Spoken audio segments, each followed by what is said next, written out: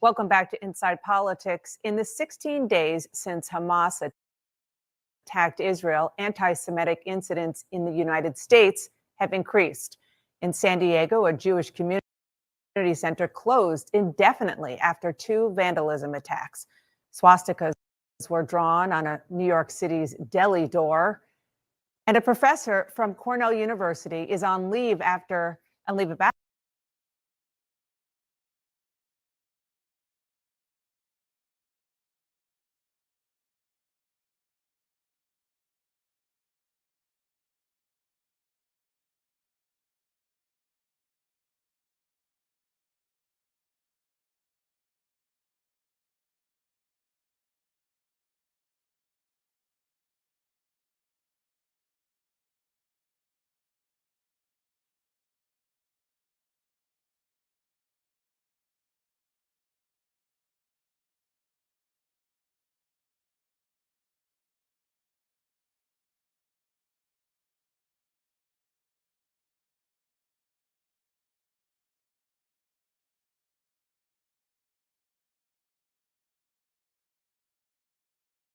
What do you see being the objective of the West now? Because at least the United States has now vetoed two calls for ceasefire. Where is this going?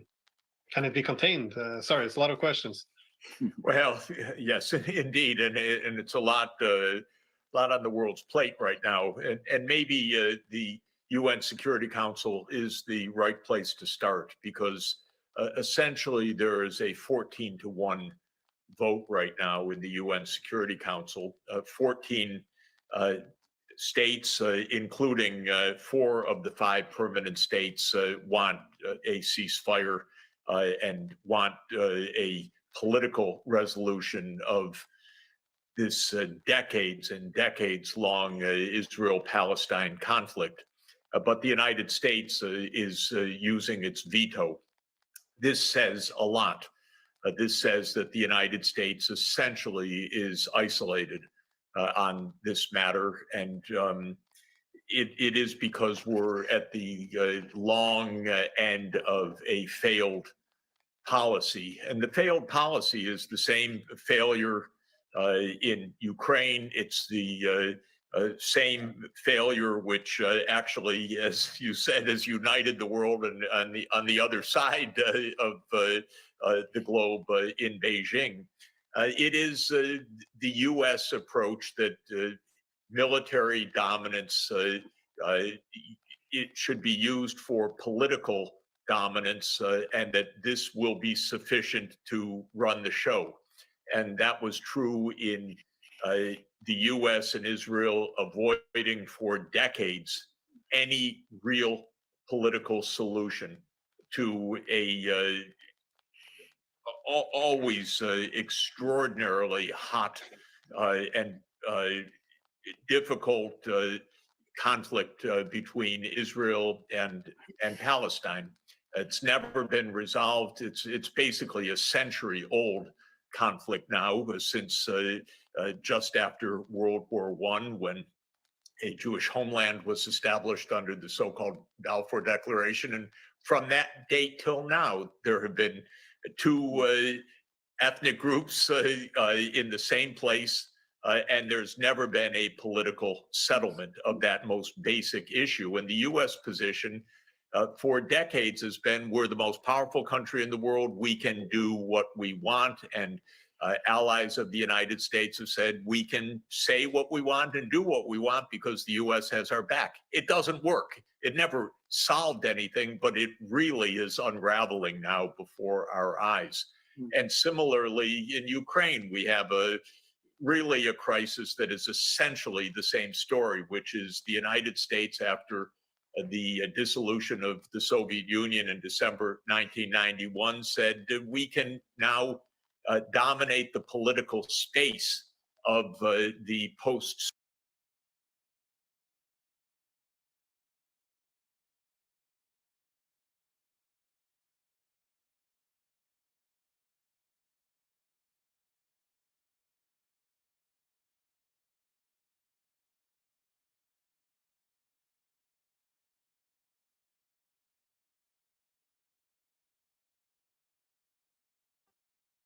All right, Garland and Scott Ritter. You know, before there's the something at the top of my mind that you would be the guy to talk about this, and that is, let's get straight to it. Middle East. Oh, before we do, everyone, don't forget, ScottRitterExtra.com is Scott's website. So all of Scott's good works you can find at ScottRitterExtra.com. And don't forget, Scott's, you know, like everyone else, he's got to feed the family. He's got dogs running around there. The dogs are hungry. Everybody's hungry.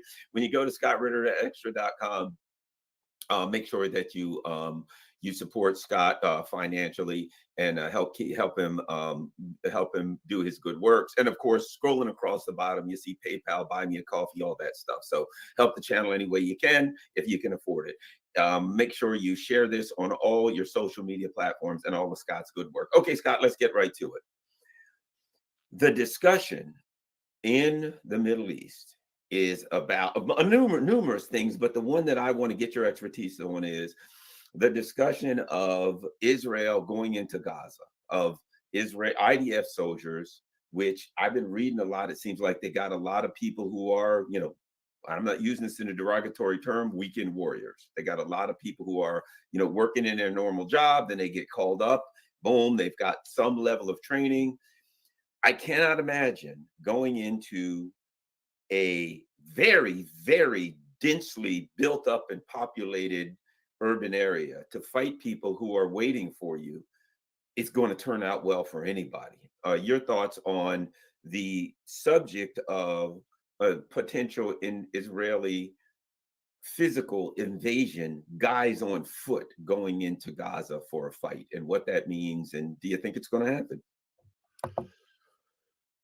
Well, first of all, let's just talk about the fight itself. We're talking about urban warfare in a densely populated. Even if they depopulate it, it's densely populated with structures. Many of these structures will have been destroyed, which means now you've made movement through this area even more complicated for the Israelis. The Hamas has planned this operation to a T. Please, people, don't disrespect Hamas's professionalism. You can sit there and call them a terrorist organization. You can accuse them of every crime ever done to humanity. Some of your accusations are probably true. I'm not here to, to embrace Hamas and sing their praises. But I respect the fact that these guys carried out one of the more professional military operations in modern history. This surprise attack against an Israeli military that was supposed to be impervious to surprise attack. I mean, they built this system to avoid just what happened. They have a wall put up full of technology designed to prevent tunneling from underneath. They have sensors, they have cameras, motion detectors, the whole thing. They have automated cannons so that if something happens, the alarm goes off, the lights come on, the cannon automatically orients, and then some dude sitting in a room far removed with a mouse points and clicks and kills everything. This wasn't supposed to happen, but Hamas did it. They did it by identifying every aspect of the Israeli position and coming up with a solution to it. If you have surveillance cameras, build a drone, fly the drone into the camera, blow it up. If you have cannons mounted, blow them up. Identify the breach in the wall, come through the wall, assault through the position by knocking off communication so they can't communicate to others. Pick a day when everybody is on holiday. They had maps exactly where we wanted to go, aerial maps. So they've been flying drones over Israel, taking happy snaps. They had the maps, they had the intelligence, they had everything labeled where it wanted, where the officers lived, where the prime targets lived. They knew where all the secret military installations were, the intelligence buildings, etc. They did this attack. They're very good, which means that they have planned the whole thing. Remember, they snatched over 200 hostages, brought them back, and integrated them into their system, their network. Why? Because they want Israel to attack. They want Israel to come into Gaza. This isn't a case of Hamas saying, oh, no, no, no, please don't come. Please don't come. Understand they had a meeting with the Iranians in Qatar, the political wing, and the Iranians were like, hey, we can come in if you need us. And Hamas like, nah, boss, we got this. We're good. We got this all under control. And they do. They want Israel to come in because they have prepared the ambushes of ambushes. When Israel comes in, they will be hit with, improvised explosive devices, except these aren't improvised. They're deliberate. They've been designed for what they want to accomplish. Every square meter as Israel advances, things are going to go boom. Israelis are going to die. Israelis are going to get wounded. They're going to come in to evacuate the wounded. While they're evacuating the wounded, Hamas is going to come up through a tunnel behind them, slaughter them, grab more prisoners, go back down underground, blow that tunnel so Israel can't pursue, go into a different tunnel network altogether, and repeat and rinse and repeat. And it's going to happen, and Israel's going to just get slaughtered trying to move into an ambush that evolves as they come in. Now, can Israel win this? It's a tough thing. You'd need highly professional troops, people that have been training to do this, meaning that as you advance forward, you have people behind you on watch looking for the people popping up. You've coordinated, you've spaced it, you've gone in with technology, the bulldozers to clear the way, you're doing MICLICs, you're firing your explosive charges to blow up devices, you're going in with ground penetrating radar looking for the tunnels to advance. It takes a lot of coordination, a lot of training, a lot of preparation. The military that Israel's assembled here isn't that military. They have one or two brigades that could do this job, except you know what? They haven't been doing this job. What had they been doing? They've been down in the West Bank, beating up 10-year-old boys, brutalizing 15-year-old girls, and shooting unarmed 6-year-old men in the belly. That's what they've been doing for the past decade. They haven't been preparing for this kind of fighting. This kind of fighting is full-time job. You've got to be doing it all the time. They haven't. So even their regular, their active duty brigades, they can't do it. They don't have anybody who can do this. Their special forces can do this in limited fashion, but guess what? They're getting slaughtered as we speak. Sayed Matkal has suffered around 20% casualties already. Same thing with their SEAL team, the Flotilla 13 boys. They've taken heavy casualties. Shaldog, their Air Force commandos, heavy casualties. So they're guys who are best at this are getting slaughtered before they've even gone in. And it's going to be up to the reservists. Now, let's talk about these reservists. These are guys and gals who did their 2+ years of service. They received their training, did their 2 years. They've basically, again, they got their basic training. They went into a unit, but again, what did this unit do for the service? They were in the West Bank or on Gaza, or they were beating up Palestinians. That's what they did.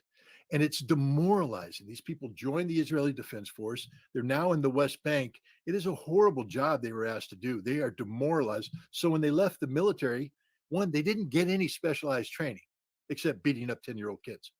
2, they're demoralized. 3, they're out and they're sort of happy.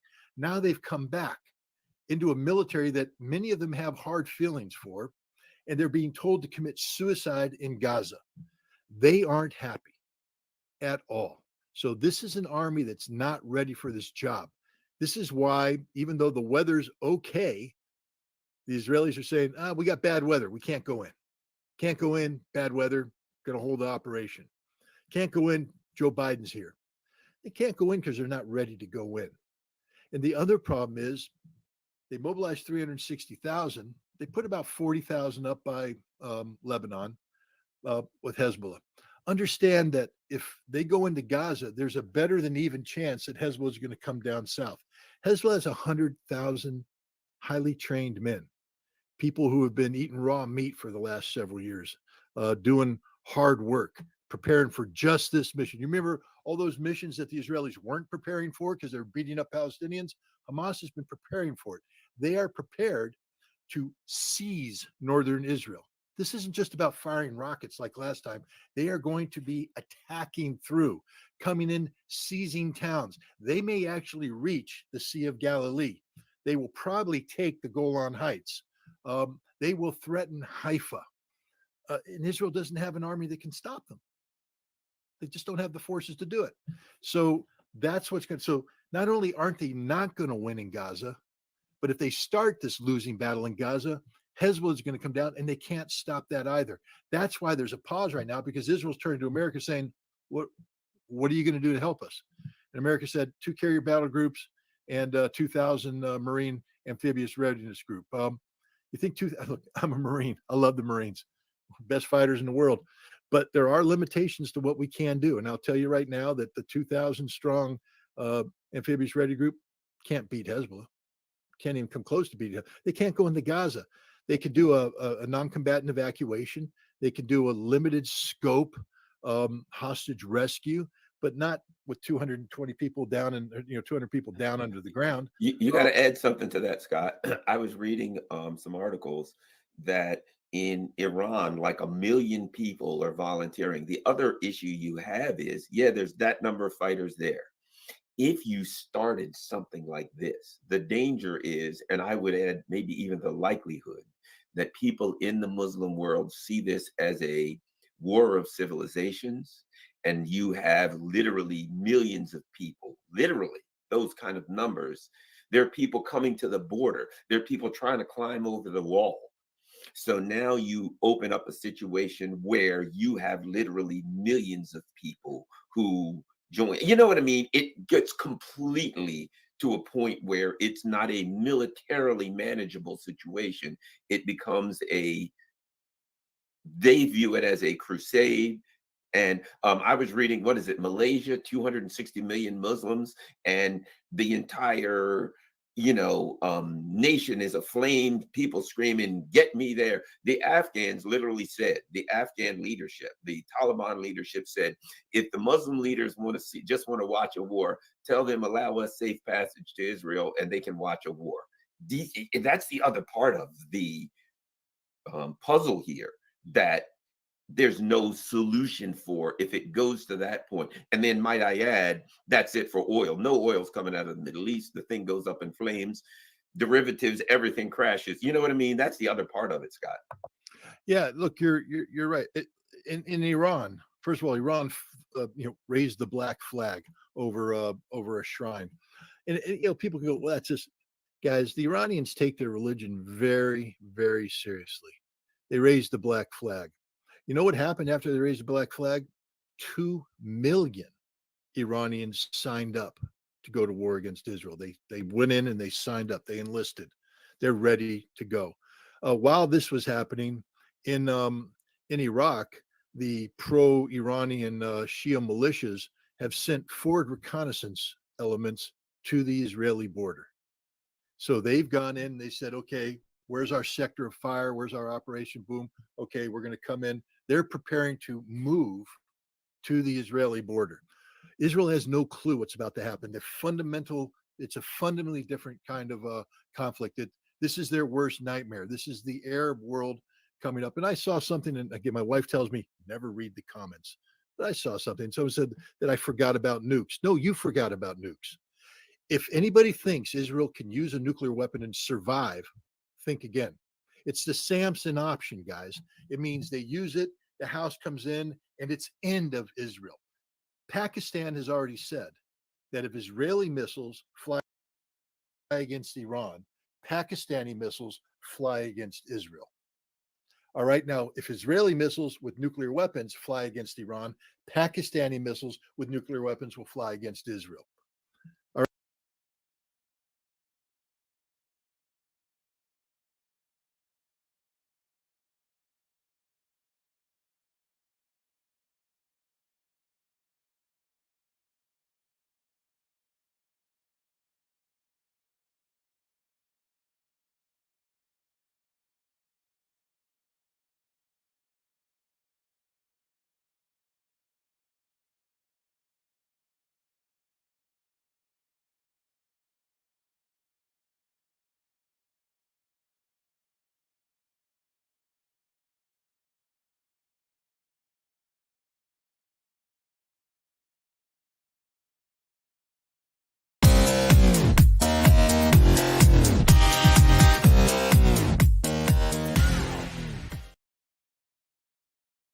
And this is CNN. Welcome back to Inside Politics. In the 16 days since Hamas attacked Israel, anti-Semitic incidents in the United States have increased. In San Diego, a Jewish community center closed indefinitely after 2 vandalism attacks. Swastikas were drawn on a New York City's deli door. And a professor from Cornell University is on leave of absence, after saying he was energized by Hamas's attack. And more broadly, on college campuses, student protests have glorified the Hamas terrorists who attacked the music festival on October 7th. While many have spoken out against this hate, Congressman Richie Torres of New York has remained one of Israel's most vocal defenders, and the congressman joins me now. Thank you so much for being here. You are a proud member of the Congressional Progressive Caucus, but on the issue of Israel, your very vocal position is notably different from many others. For example, you wrote that the quote, democratic socialist industrial complex indoctrinates young Americans with an anti-Israel hatred so virulent that it renders them indifferent to the deadliest massacre of Jews since the Holocaust. Why do you think that is happening? Look, there's been a concerted campaign to demonize Israel as if it is the root of all evil.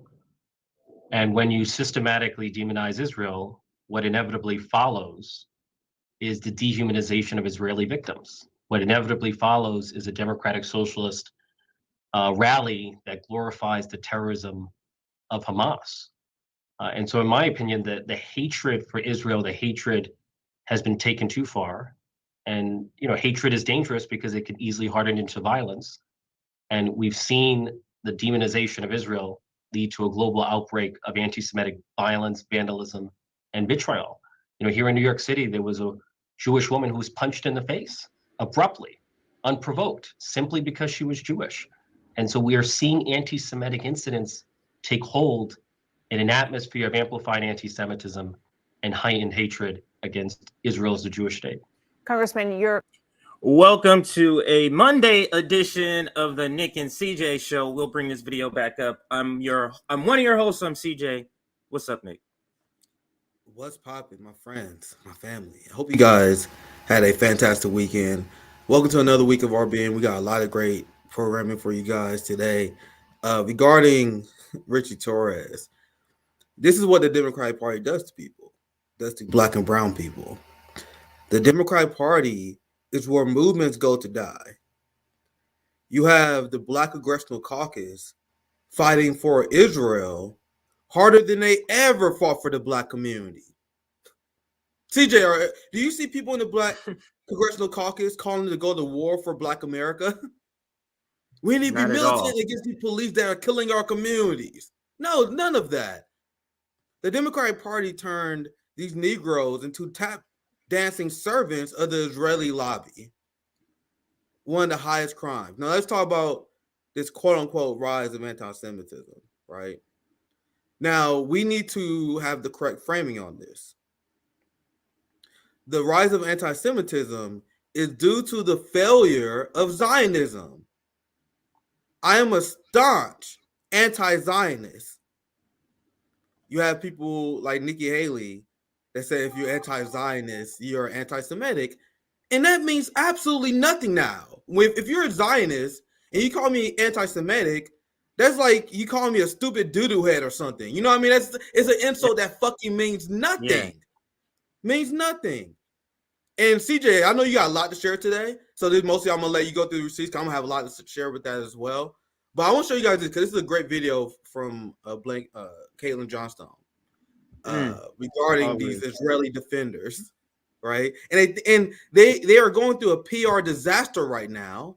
Israel is, because anti-Semitism, this weaponization of it doesn't work anymore. We showed you guys the video of the Mossad agent who explains how the corporate media works with Israel to label people anti-Semite. So they are putting the onus on Jews and other people to be loyal to the Israeli state. This creates a wave of anti-Semitism because people view people a part of the Jewish faith as complicit with Israeli crimes. So Israel and the ideal of Zionism makes Jews more unsafe than any other ideology. The people who are safe, by the way, the people that can go to Gaza, people like Max Blumenthal and many other Jews that stand for Palestine, they're safe.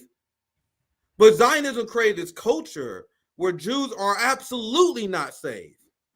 And saying that Zionism is connected to your feelings of Semitic people is anti-Semitic because Palestinians are Semitic people.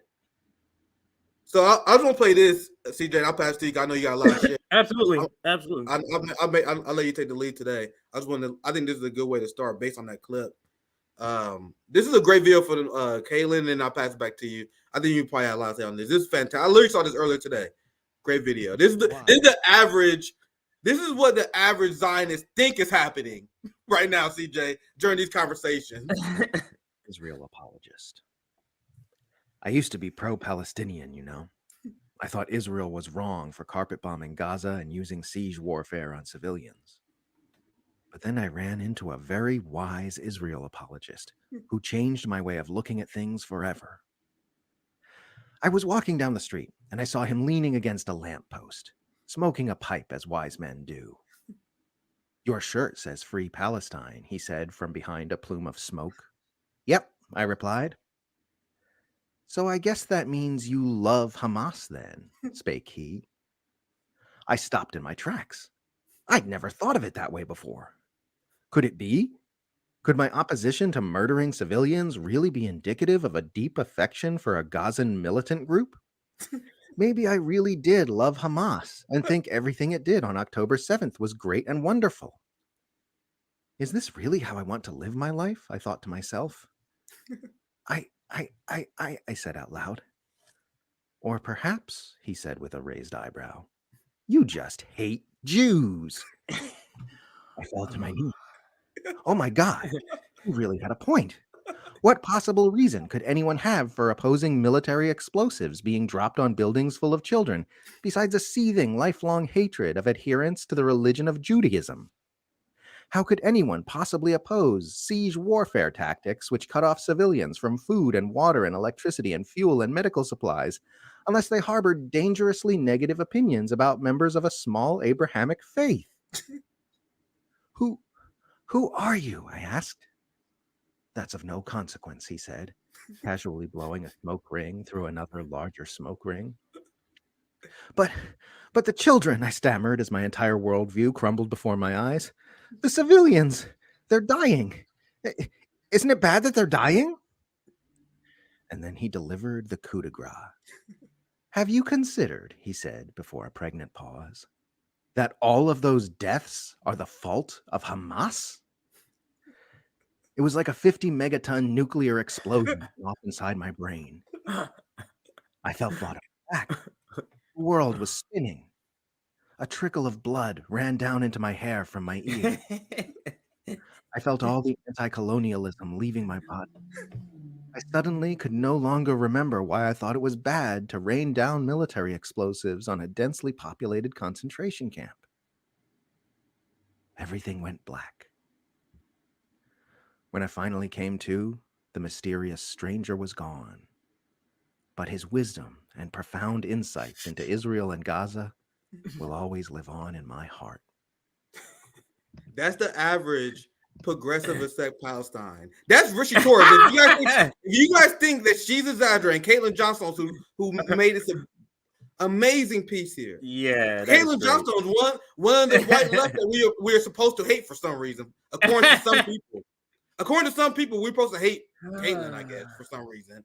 But obviously, this is a base video for Caitlin Johnstone, friend in the network. Always prop up her work. She does amazing stuff. This is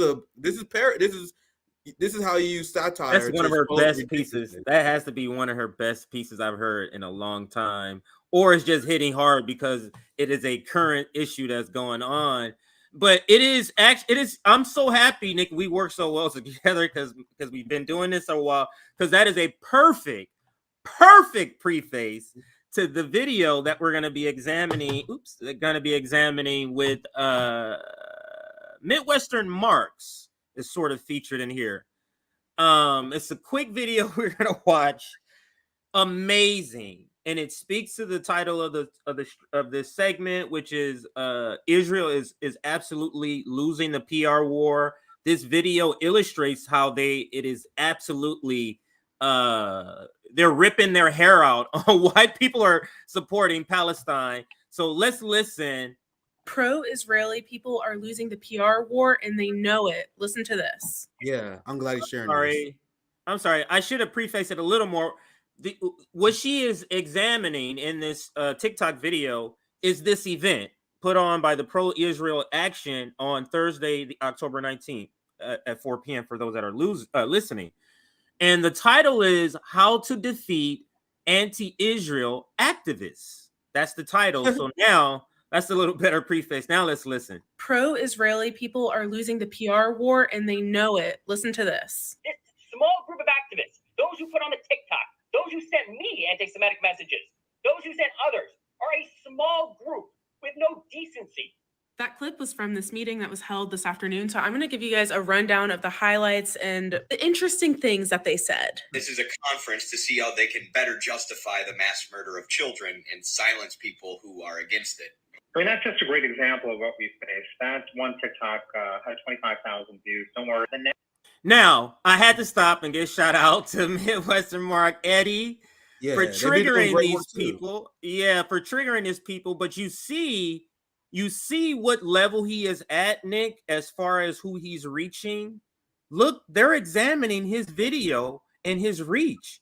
So when we see him on Twitter, or at least see him on Twitter all the time saying, "Oh, they banned my account. He's had a billion accounts already, and they can't stop him. It don't matter. He start a new account. That shit's getting 25,000 views. It don't matter." But you see the effects you could have. You just think, "Oh, I'm just talking here," and it's not. It is our speech. I absolutely believe, Nick, RBN is being examined in this way. I absolutely believe that. I mean, the media article sort of proves it. Just wanted to insert that. Shout out to the Midwest. If you guys don't remember, we're the most extreme radical leftist news source according to Mediaite. They definitely know who we are. Go ahead, CJ. Yeah, and we wear that with a badge of honor. So let's let it play. Eddie again from Midwest. Big shout out to Eddie. I gotta have him back on Nick and Night Shift soon. Big shout out to Eddie. Yeah. Here we go. Things that they said. This is a conference to see how they can better justify the mass murder of children and silence people who are against it. I mean, that's just a great example of what we face. That one TikTok had 25,000 views. Don't worry. The narrative is just so outrageous, right? So you're talking about a situation where literally Hamas butchered children. And that video was kind of a highlight of some of the ways that this new type of political organizing is taking place. So the Democratic Socialists of America, we've all heard of them at this point. They were the I must say, Nick, it's humorous to me to watch a PowerPoint presentation about lefty activists online and to look into the mind of how that presentation is given by the professional managerial class, like activists versus managerial class. You understand that fight will never be won by the managerial class, like in reaching people on the ground. They're on the ground. Your little, poll tested, whatever propaganda strategy you're going to roll out will never be good enough to combat people actually on the ground, talking to people and just being a microphone for the people that are on the ground. Now I feel like that's what the RBN does. This is a colonizer meeting. Like, can you imagine what their ancestors? That's essentially what that is. They met together at colonizers. Like, these motherfuckers are peeping game on us. This is how they're not embarrassed. How are they and their family not embarrassed by this? You know what I mean? Like, you are obviously the bad guy here. You guys meeting up, discussing your displeasure over people protesting over the murder of children. Oh my God, the people are upset that we're murdering children. You think, and somehow in your twisted mind, you somehow the good guy in this situation. Go ahead, CJ. And the reason they're ineffective, Nick, young people don't watch TV. They don't watch TV, so their brains aren't propaganda soaked Now this by way of somebody And that else, showed in but the it's not post, CJ. propaganda soaked. So go ahead. That shows in the polls, CJ, because we saw the extremely depressing polls at first that show around 71% of Americans support Israel. Then we report on the polls the last few days that shows about a 50-50 split. But when you look at the numbers, bro, Gen X, boomers, and the silent generation, they all for genocide in terms of the numbers. Yeah. Like you can get upset at me if you want, but like it's 20%. Oh, I have that graph. I'm gonna bring it up. I have that and graph. then the young people are like, what the fuck are you guys talking about? Like you guys out of your goddamn mind. I'm calling out the black boomers because black boomers are out of their goddamn mind on this issue. The black progressives are talking out their damn mind. Go ahead, CJ. What are you that? I imagine them saying in that voice. What the fuck are you guys talking about? Make no fucking funny. Organization in New York that actually promoted the pro-Palestinian, pro-Hamas cheerful rally in Times Square the day after the terrorist attack. They are the group that helped get AOC elected, mostly made up of younger people, and there's a lot of energy and excitement and colorful graphics and slogans and there's energy, excitement, and colorful graphics. That's what got us excited, Nick, about this Free Palestine. It has nothing to do with killing babies or nothing like that. Dude, can you imagine the mindset of the colonizer, CJ? Like, cause this is a completely different culture than us, right? So we can't even I can't even imagine, right? But her and her colonizer genes, right? Her generational wealth. She know what her family did. She know what she's doing right now. So when she just sees young people organizing with signs, nigga, she gets furious. Boyle, these motherfucking kids. Who the fuck they think they are? Oh my god, let's do a web stream about this. Like, bro, I couldn't even imagine getting upset that kids are protesting. And that's why the question marks came up. They're like, what are you even saying right now? You're upset that kids are protesting and taking action? I thought the criticism of our generation that I heard my entire life was we apathetic. Right? That was what I heard as a younger millennial. Man, if only it's them younger millennials. That's a good point. That's a good point. About anything. Then we start giving a shit about something. They're like, not like that. Not that one. Ukraine. Do the Ukraine. Yeah. Theology. Colorful graphics. Colorful graphics is what's drawing us in, not the fact that there is a genocide going on. Almost parroting a Soviet era propaganda. It does do my heart well, though, to counterpoint what you were saying earlier about some black boomers are the worst. It does my heart well that this is a young black woman who put this video out that went absolute viral. So that does my heart well to kind of counterbalance what you were saying earlier. Yeah, I'm going blind into a lot of your videos. Yeah. I purposely tried. I knew what you was covering, so I purposely not to.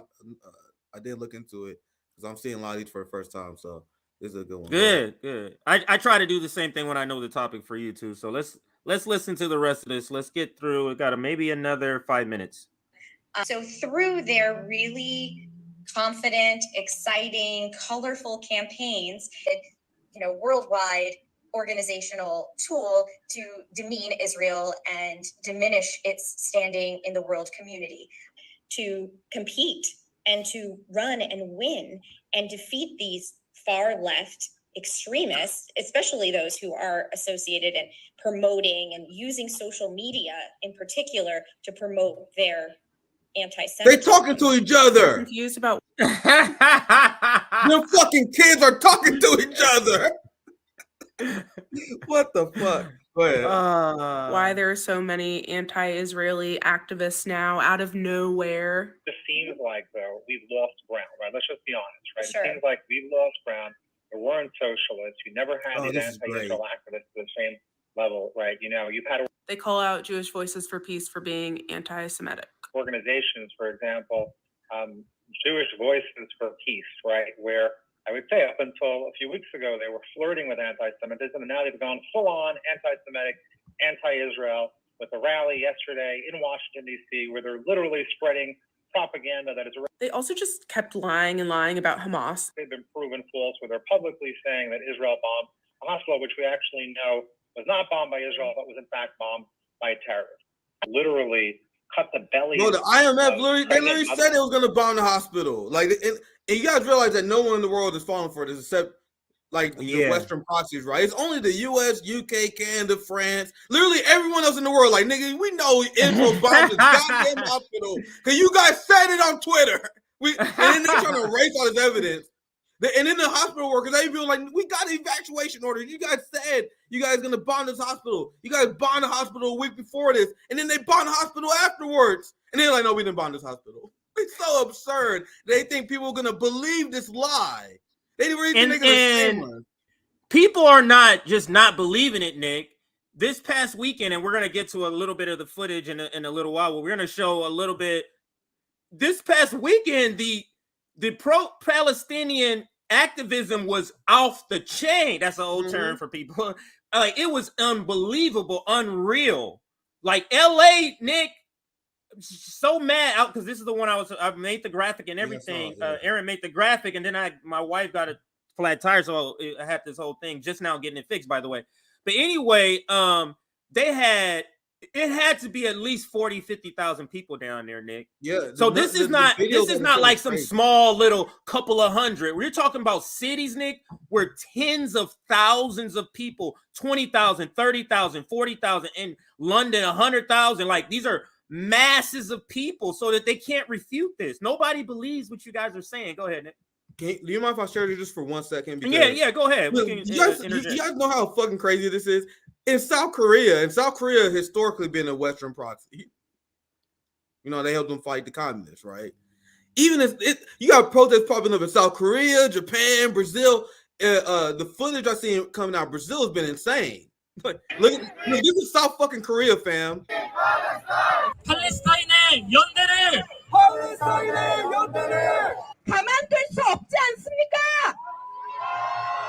Countdown Israel! Countdown Israel! Countdown Israel! Free, free Palestine! Palestine!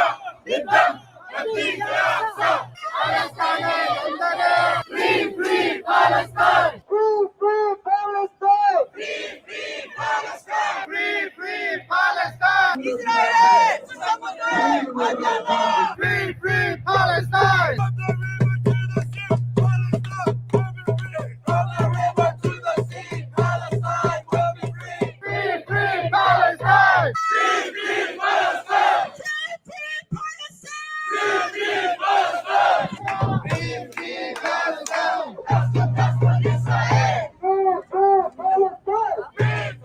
Nick, this might be, or this could be, let me say it that way. This could be one of those activating events, but why this is unique, this is an international activating event. And we saw that this weekend. So we can insert those. If you have more city stuff we can insert here. It's going to be a kind of a longer segment. Then we'll kind of be a longer segment. We already know we got a lot of Israel stuff. I wanted to show you guys what they're worried about. Like, you got South Korea doing this, and I've seen countless footage. I'm glad he got some saved as well. But I'll pass back to you. We can continue. Yeah. So let's listen to some more of the panic that they have here. Others open and then chop the heads of their babies off is barbaric. That's just inhumane. And this is what people are cheering. They go on this rant about decency, and who's going to tell them that ethnic cleansing is not decent? Need to organize. I know it sounds like a bad word. People affiliated with the left. Organize. Organize is not a bad word. The reality is that if we had everybody on this Zoom would spend 1 hour a week, we could control and retake the narrative. And that's what tonight is all about. They want to learn how to make friends and allies like the DSA does. How do we build relationships and allies, and how do we really make friends like the DSA does on the left? And our focus is not as diverse as the DSA and the left is. One of the big things I took away from this is how there's no unity on the pro-Israel side of things. Like, they are lacking unity, and that's a huge issue for them right now. We should all be supporting each other so it becomes more communal. New York City is notorious for identity politics. I think that needs to stop. The DSA and the left wing understand that. They are diverse in their ethnicity, in their religious backgrounds, and that's the reason why their voices have been so much more amplified. The left is organized. And he read one of the very... I mean, I wish we were this organized, that how he's saying in here, but I wouldn't call it that we're organized. I think what he's saying, what he's describing is the left has solidarity. And I have to say, the Palestine issue, I would say, is trying to think of another issue that's more unifying than Palestine. I mean, I can't. Am I missing something so obvious? I must be missing something so obvious. But this is a very unifying issue. So let's listen to the rest here. Very anti-Semitic emails that was sent to him today, and kind of alluded to pro-Palestinians as being these crazy evil people. In a respectful way, not like the email that we just got that said, you people are blankety blank, you're dirty Zionist pigs, we're stealing everyone's resources. This is what the crazies. You guys are blankety blank. You're Zionist pigs and stealing everybody's resources. He's telling them, don't talk to the people like that, okay? Don't talk to them like that. He's using that as an example. That's hilarious. Go ahead if you want to read the super chat. Yeah, it was a thing for 1999, John. Dave Chappelle at the 50. We're gonna get to that segment, I'm sure, here later. Max Blumenthal is in his mid-40s. So I think there are some younger Gen X that are for Palestine. Absolutely. Correct me if I'm wrong, CJ, but you're Gen X, right? Am I wrong on that? What is see? I don't know the names as much. Yeah, I know. I'm like younger. I don't know the order. Yeah, it's not a big deal. It's not a big deal. Is it but Gen? I'll just look at maybe the polls. I am Gen X. Maybe obviously, like when you look at the polls, like 70-20. So the 20% that are based, but generally just based on the numbers, based on the massive overwhelming support, the older generation was brainwashed. But you guys are the resisting fighters in the older generation. You guys have been fighting against. Yeah, Gen X. I just looked up the dates. Yes. So it's 65 to 80. Yes. Okay. Yeah, this is what I say all the time. Like people. Hey, like, I don't know these. I don't know these numbers yet. I don't know. I guess I'll say this again for newer people who don't know my work. Like I have so much respect for Boomer, Gen X, and Silent Generation, like real lefty socialists and Marxists, because you guys lived through a generation of fucking propaganda, fam. Like intense propaganda your entire life, and then after that, you guys turned out anti-imperialist, leftist based. Don't get me wrong, because I have a lot of respect. That's why when I say that, I'm talking about the general numbers. I'm just talking about when I look at the polls, the amount of silent generation and boomers is overwhelming. The reason you think that, or the reason you say that, is because it's partly true. Because it's a big range, and I think this is one of the bigger ranges I've seen. Like 65 to 80, that's 15 years. Is that yeah? 15 years. So you have to think this is all the way. So you're talking somebody in their 60s right now, I think, something like that. So that's kind of a big range to include. But there is another poll, and maybe I'll bring it up in a second. There is another poll, Nick, and I know you've seen it, where it shows the breakdown. I think it's 18 to 34. And then 34 to 49, 18 to 34 is something like 27%. Like, great. Those are the people we're seeing at the colleges that they're talking about. 18 to 24. They're down to 27%. And then the next level is like in the 30s or something like that, or late 30s or something like that. I'll show that in a little bit. Let's finish this clip, and then we'll get to those other smaller receipts here. Right? I've never in my life have I ever gotten on an anti-Semitic or KKK or a Palestinian from the river to the sea protest and said, "Hey, you guys are terrible." Like that's not a normal thing to do, right? What ends up happening is you have these really radical, crazy people who are engaged, and they hear from the crazies, but they don't hear from the normies, and the normies are the people out here who we need to hear from. They go on to talk about liberal Twitter, so. The normies, the people who casually support genocide. Go ahead. That's Just absurd listen thing to to say. What is going on here? Because This guy is unhinged. He's literally you can see the rage through the screen. Let's listen to this guy. He appeared earlier too, and he was rageful like this too. what is going on here? Because when I log on to Twitter, it sounds like it's a one-sided discussion. But when you think about Twitter represents only 23% of Americans are on Twitter. Only 23%. And of that 10% of that 23%, basically messages 80% of the conversation. So 4% of Americans are controlling a narrative and telling you That's what's happening? What? And I saw this blood libel that was being spread by folks. It's so weird how this conversation and this framing of it completely avoids the propaganda that's completely on their side on corporate media. That is so weird. How they completely act like that doesn't exist. All of the papers, like everywhere. Like I feel like it's the opposite, Nick. I feel like people are hungry for pro-Palestinian content, or whether it's on social media and the tweets. That's why so many tweets go viral. Having your tweets, having the frequency of your tweets going viral, haven't they gone up since the Palestinian? Because people are hungry for that, because it's so much opposite. I can't even watch TV now. I haven't been able to watch horrible. TV. Yes. Yeah, I can't even, because it's so bad. That's why you guys know, like, we haven't been doing those propaganda reports. Like, I watched one clip of Morning Joe this morning. It was unbearable, fam. Like, it's straight up pro-genocide propaganda. Yeah, it's insane. But go ahead, CJ. Yeah, absolutely. Who had said that the Israelis had targeted a hospital. And the first thing I tweeted, I didn't even know the facts. I was like, Israel would never intentionally target a hospital. I didn't even know the facts.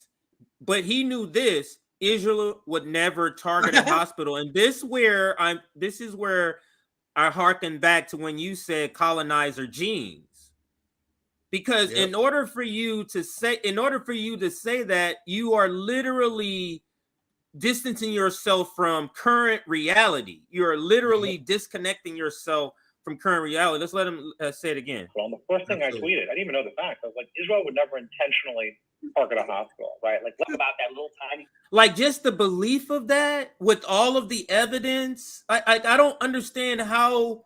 I understand how my mom, who's in her 70s, I understand why she would think that. She only watches TV, so she only has network TV and cable news. So I understand why she would think that. I just don't get why people like this guy on the screen, like, you should have the average unhinged Zionist. And that's why many people who are extremely passionate about liberation, especially Palestinians, they don't like debating Zionists.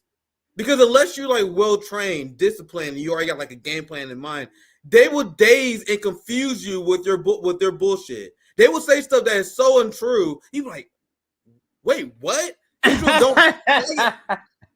Once again, you gotta be a train. You gotta be like once again, I think Max did great on Tempool. You gotta be someone like that who have a game plan, who know the facts, because they would daze you with bullshit like this. And if you're not someone who well read on these issues, you can hear these people talk about this and you get confused as hell. Like, wait, Israel don't bomb hospitals? I just thought I saw them bomb a fucking hospital. But anyway, CJ, go ahead. You can take on social media and other things. The communist scare that happened in the 1950s, which feels like that right now. The rush to judgment, the lack of decency. War is terrible. War is one thing, but there are rules of war. People die, and that's horrible, horrible thing. And obviously, Israel's in a defensive war where they're defending themselves against Hamas, and they have to do that. But this is a side note, but he kept saying this is PhD level politics. The PhD level politics over here. And all it was asking. You know what that means? They're saying these are dumb workers. Yeah, that are not listening to the narrative. These are dumb workers that are not listening to the narrative. That's the language. Yeah, the classism is Zionism. That is such a double meaning, but I get that is spot on. That is spot on. Yeah, I can rant about it, but I save you guys time. People to vote and contact their representatives, and those of us. So she's ending this video, which is a good thing that she's doing. She's saying, don't be detoured. Continue to do what you're doing. Protest, post about this. So let's listen to this end of this video here. Level politics over here. And all it was asking people to vote and contact their representatives. And those of us who are on the crazy radical left, that is just, the go-to bare minimum. And then they go on to talk about the hostages and things like that. This is my biggest takeaway from this. They know that they are losing. They know that people are not buying their propaganda. So I hope this is an encouragement to everyone to keep posting, because everything we're doing is working. Keep posting, even if you don't feel like an expert or feel like you have a voice that matters. Just keep posting because it's working. Our solidarity with the Palestinian people is seen and so loud to them right now, and it's scaring them. Spot on video, and I'll take that down. That's why we see. Go ahead. And just to wrap the bow on that part, this part of the mini segment of what we're covering right now. That's why you see the rise of authoritarianism in the West. That's why you see the illusion of liberal democracy and the rights that you thought you had go away because they were panicking. That's why they're banning pro-Palestinian marches all over Germany and France and the UK. There was someone who was waving the Palestinian flag at his house in the UK, and he got a visit by the police threatening him to take the flag down. Luckily, the guy stood his ground. Like, this is the mask falling off the West, the illusion of liberal democracy being exposed, because they can get along and have fun along you going with the bullshit, right? Like, if you're not talking about the wars, you're not talking about the corruption. Yeah, you got rights. We're not gonna fuck you up. Look at all these rights you got. You going along with this shit, right? The second that you stand against your genocide, watch how fast those rights will go away. The second that you stand against cop cities, watch how fast you get labeled a domestic terrorist. I told you guys these rights are temporary. That's all it's always been. Procedure, I pass to you. They're abstract, yeah. They're only in the books, the fantasy books that we call history books. That's where they really exist. Absolutely. They don't really exist in real life. But this is the poll, Nick, that I was referring to. Look at that number there.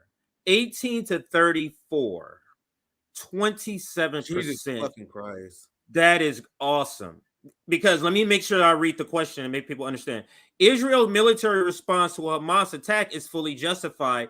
Only 27% said it's justified, which means, what is that? 73% says it's not justified. And this is a CNN poll, which means they tried to skew it as much as they can. And it's probably could be a lot lower if they didn't try to skew it.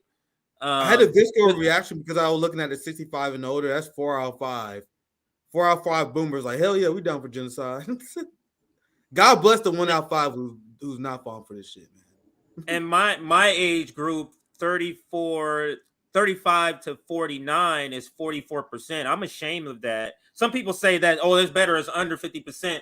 I just feel like where I'm at, you get what I'm saying? Where I'm at, it feels like, man, why isn't people who I grew up with in the same place? Like, this should be obvious. That's why I look at it that way. It's like, and this is how I see these numbers, guys. This is how I see these numbers. So that's 44%. So it's like, you good, you good, you good, you good, you good. You support genocide. You support genocide. You support genocide. Nigga, that's not a good ratio, bro.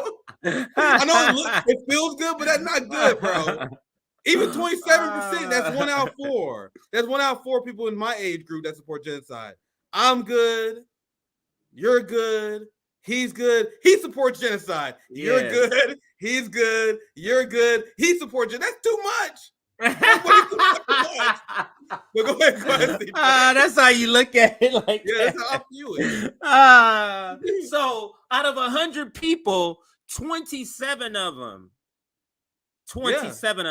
I guess when you're looking at it as from a humanity standpoint, any number is too much, especially, but anything in a double digit, I would say, is too much. But in the broad scheme of when you compare it to a 65-year-old, like, that's 4 times. Yeah. My mindset is always we got work to do. That's like I'm always down taking the win because that's good to see a number that low in our generation. But my mindset is always let's keep working. Let's keep shrinking the amount of people who support genocide. I think. Do you think that video that we just saw is going to affect this number?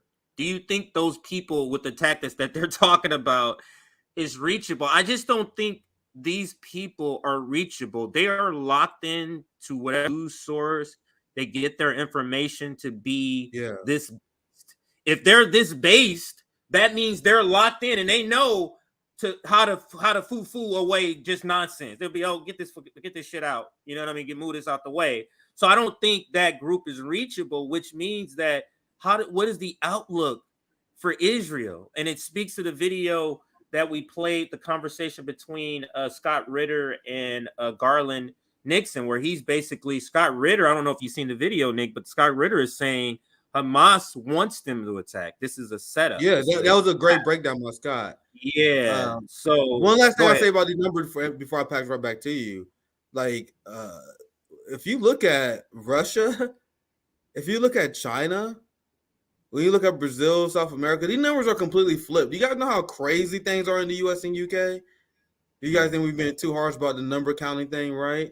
Like these, like it's only the Western UK, US, essentially the NATO propaganda bubble that's supporting Israel. Remember, the only reason why Hamas is not legally in the right, I'm not saying like theoretically, the only reason Hamas is not legally in the right is because the United States.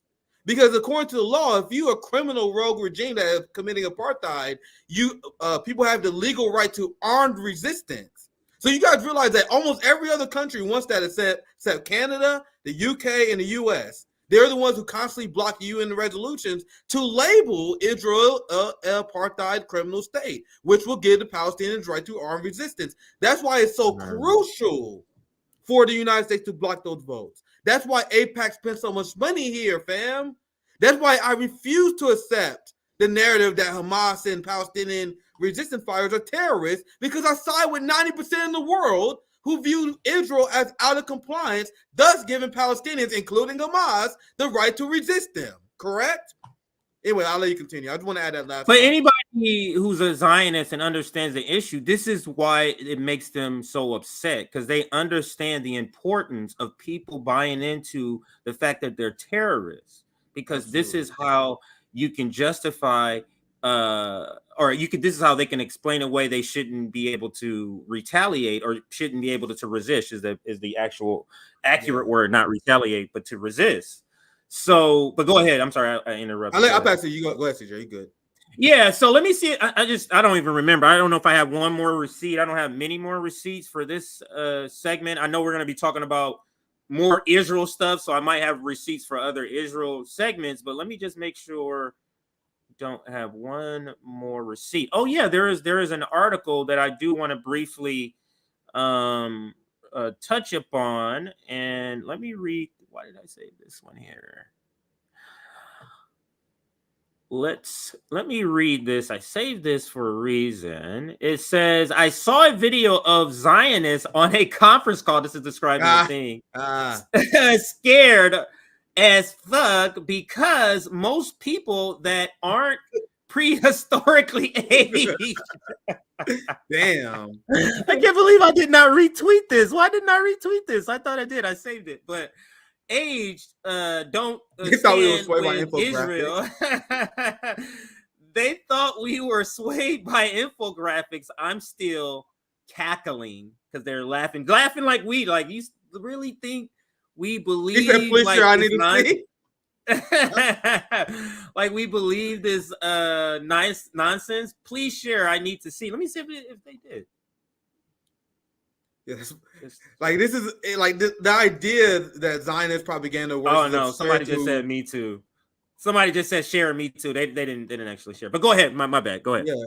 The idea that Zionist propaganda will be believed by anyone is absurd to Black Twitter, fam. and Black Twitter, this shit is it's comical shit. You know what I mean? The idea that so many people support the unhinged Zionist talking points. Like just straight up disregard of international law. You guys realize RBN, we were one of the few people quoting the law. There are many people who speak up for the Palestinians that are afraid to quote the law. I condemn Hamas, they're terrorists. No, they're not. According to international law. There may be individual people who commit crimes, like any organization, but as an organization, they're not out of compliance. The people out of compliance is Israel. We're the only people who know the law now, apparently, CJ. The same nation, the same culture who implement harsh, authoritarian law and order on our communities. They implement civil asset forfeiture and steal our wealth using law as the justification. It did not quote law to them like, oh my God, you guys are sympathizing with Hamas. No, I am quoting your fucking laws, your stupid ass goddamn book That is the one I'm quoting. But go ahead, CJ, I'll pass it to you. Yeah. So to kind of close this part of the Israel presentation, because we're gonna have other, I guess, topics maybe. Let me read this. This is from Time Magazine. How the activist left turned on Israel. This is them describing that 27% that we saw in that poll. Daniel Skokech, Skokech has spent much of his career fighting for equal rights for Israelis and Palestinians. As CEO of the New Israel Fund, now listen, did you hear see any contradictions here? He's the CEO of the New Israel Fund, but he's claiming in this article that he's been fighting for human rights for both sides. Just already, when I first read it, I was like, that's weird. I'm like, this is weird, gonna be propaganda. I already know what it is. So, but that's why we're studying this. We're studying their propaganda in the game plan. So he runs the largest global organization promoting democracy and equality for all who live under Israeli control. Skokech was horrified to hear the news of Hamas massacre of Israeli civilians on October 7th.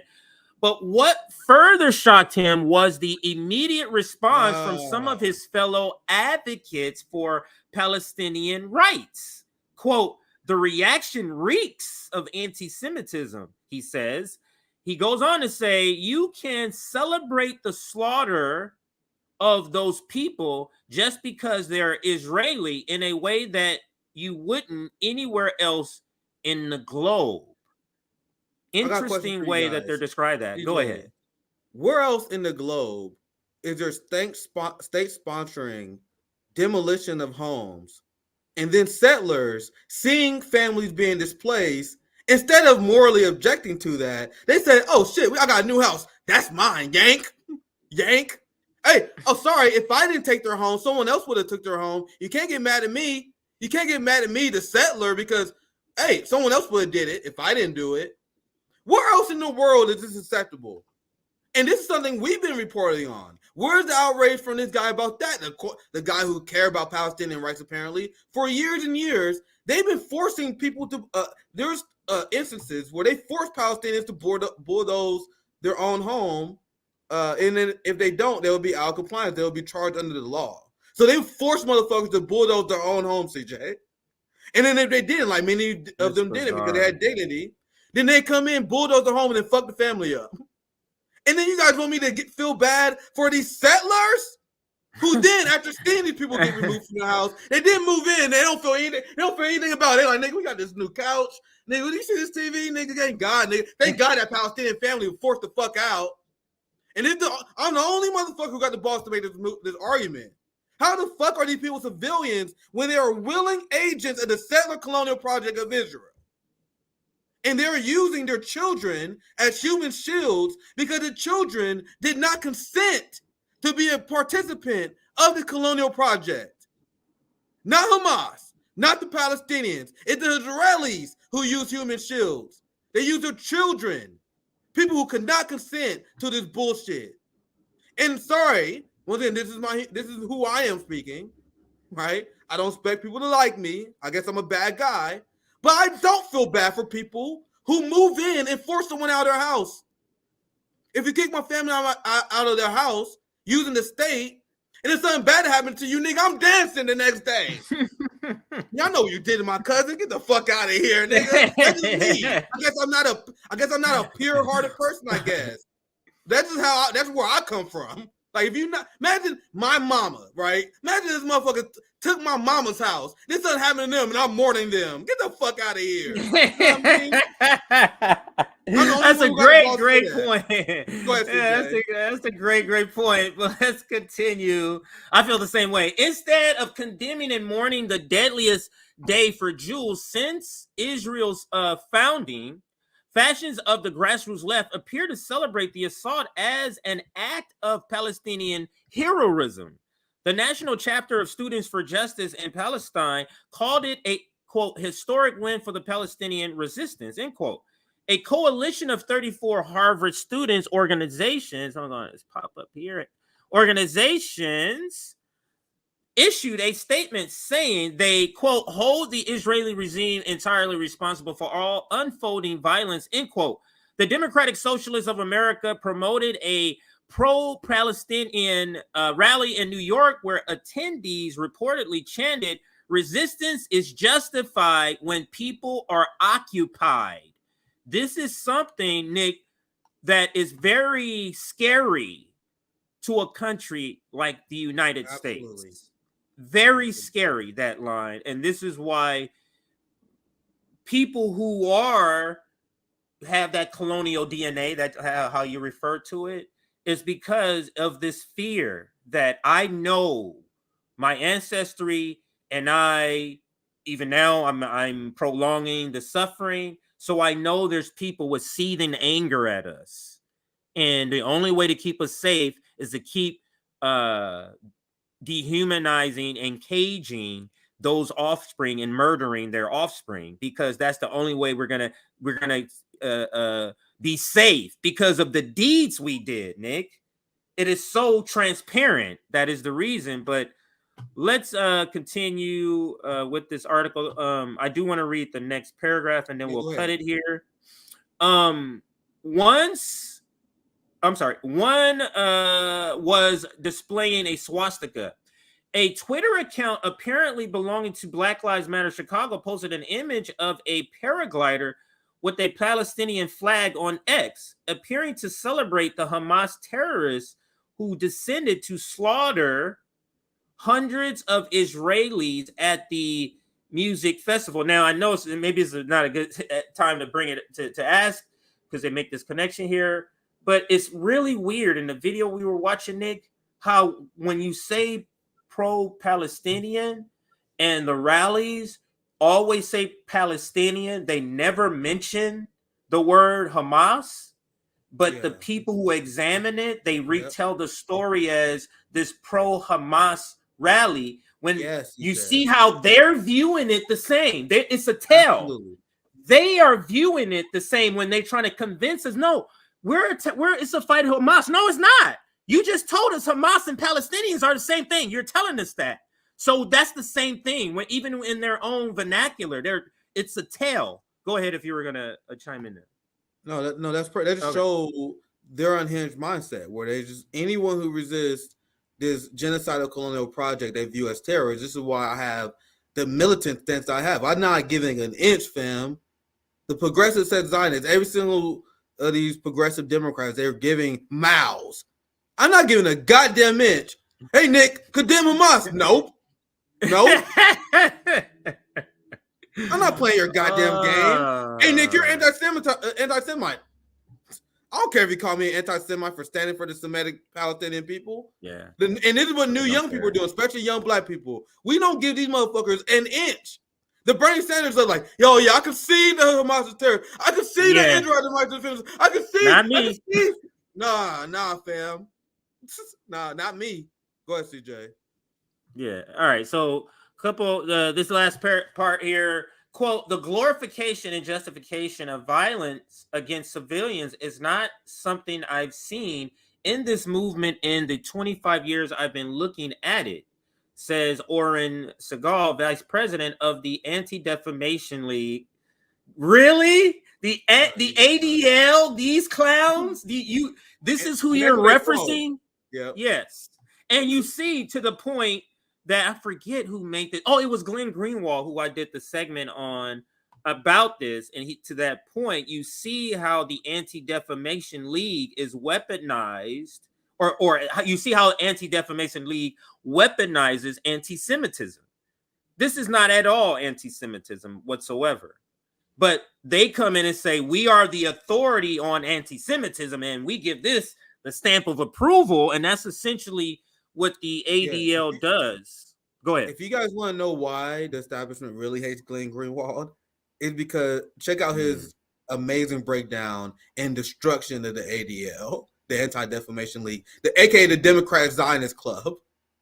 Completely the idea, and I think the idea of standing up against any hatred towards any group is a good idea, right? But that good idea was hijacked by what? Liberals and ruined. like liberals ruin fucking everything, right? They hijacked the good idea of standing for a group who was victims of a Holocaust, who've been victims of all these violence and acts who I have deep sympathy for. They took that great idea, standing for those people, and now they're weaponizing it to justify genocide, go after people who are standing against colonialism. This is what liberals do. And our ancestors like Malcolm X and Fred Hampton peeped this. I know some people don't like us referencing ancestors for some reason, but our ancestors got against this. I'm not gonna harp on it too much, but I'll just go ahead. Go ahead, CJ. Go ahead, CJ. No. I mean, I think the segment is good. I mean, as far as the Israel is losing the PR war, I'm sure we're gonna cover some more Israeli stuff from a different perspective. But I think channels like ours, Nick, are contributing to people knowing what actually is going on, which makes them understand who is actually the good guys in this. So that is what they're talking about. This is why I say it's going to be hard to propagandize that 27% and that 18 to 34, because if you're there, that means you study the issue and you know details. So it's going to be hard to propagandize. Yeah, I'm gonna read super chats that we have. Yeah, go ahead. We're about an hour in, so I'm gonna read super chats, and then you got your next segment. I know y'all live. Yeah, so this is the night Antony great. Blinken great. next. Yeah, because we had Saturday. Y'all know you want to go live Saturday, so I know you had a lot of receipts for today. So this is gonna be a good rest of the show. We're only about halfway through, guys. So let me read some super chats, and then I'll pass it back to you, CJ. Thank you for $10. Random nobody. Gen X for Palestine here, absolutely based as hell. Much love for. And that's the thing that I saw when I was at the Kansas City rally, man. Nothing but fucking love, fam. Because when you're around people who are standing against colonialism and genocide, like, goddamn. Like, you know how many Palestinians were just happy to see me there? Like, you guys saw the interview I shared? We're like, hell yeah, we appreciate the solidarity between Palestinians and Black Americans. And that was, I was talking to the person who organized the march. And I had her on film. I took a statement from her and I reported on it as a citizen journalist. And there was nothing but love for people who stand for the fight. There's so many people that said thank you. So, and I'm like, man, we're here for you. I'm here to cover your voice.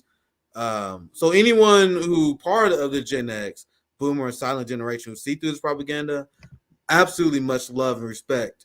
I'm you guys know me already. I'm not one of the people that like I don't bite my tongue. Like when I'm disappointed in someone or something, I am gonna speak my heart about it, right? And I've seen a trend, and this is backed up by the numbers of older generations selling us out. But if you're someone who's older who resisted this for decades and decades, the caveat of my analysis is always that I have nothing but respect for you guys. You know what I mean? I know that's the Margaret Kimberleys, that's the Jamu Barakas. Yeah, it's a lot of them. That's in that place. I do acknowledge I probably should be more technical sometimes in my language, but my caveat always is if you're on the right side of these issues, I'm not talking about you. Like when we talk about the sins of white America, if you're a white person in our community, obviously we're not talking about you, right? Because you're the minority there. Like, and once again, we're not making up numbers. We will show you the numbers of the amount of white people who are against reparations, right? The amount of white people who support our police state. So I'm like, I'm not generalizing. I'm using the numbers. And if you're on our side, good for you. That's just I can be more technical. I do admit that. Thank you for the $2. I'm 60. Never offer a poll. Always anti-war. I recognize the name Natalie, so I appreciate the continued solidarity for Natalie. I'll read 3 more, then we continue. I'll get to the rest in the next segment or two. Thank you for 50 Sweden bucks, whatever. I don't know what they call it. I'm from Sweden, and our finance minister was FM. FM today said on radio that Israel's response is proportional. Yeah, it is. Swedes are now foreign minister. Sorry. Foreign minister, yes, that's it. I don't know what the fuck is that. What did you guys tell you guys about social democrats? Do you guys know that Sweden was one of the largest financiers of the Yemeni genocide? So people are like, oh my God, look at this amazing social democracy that they got over in Sweden. I'm like, bro, this shit is built on blood, fam.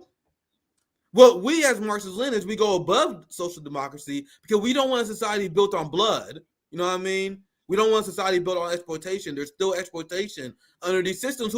Anyone who's intellectually honest will say it's definitely better than neoliberalism, right?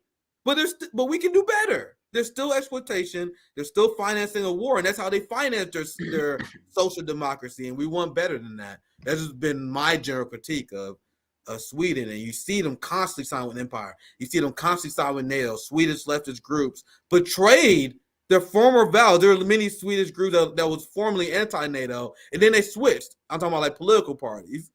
You know what I mean? Are we supposed to abide these sellouts? And then they try to do the same thing to the Green Party, where Howie Hawkins and the Green Party tried to replicate the European Green Party model in the United States, where we are eco-socialists, but we support the NATO war machine. We support that makes no sense at all. That makes no sense. Yeah, you guys saw how we reacted to that.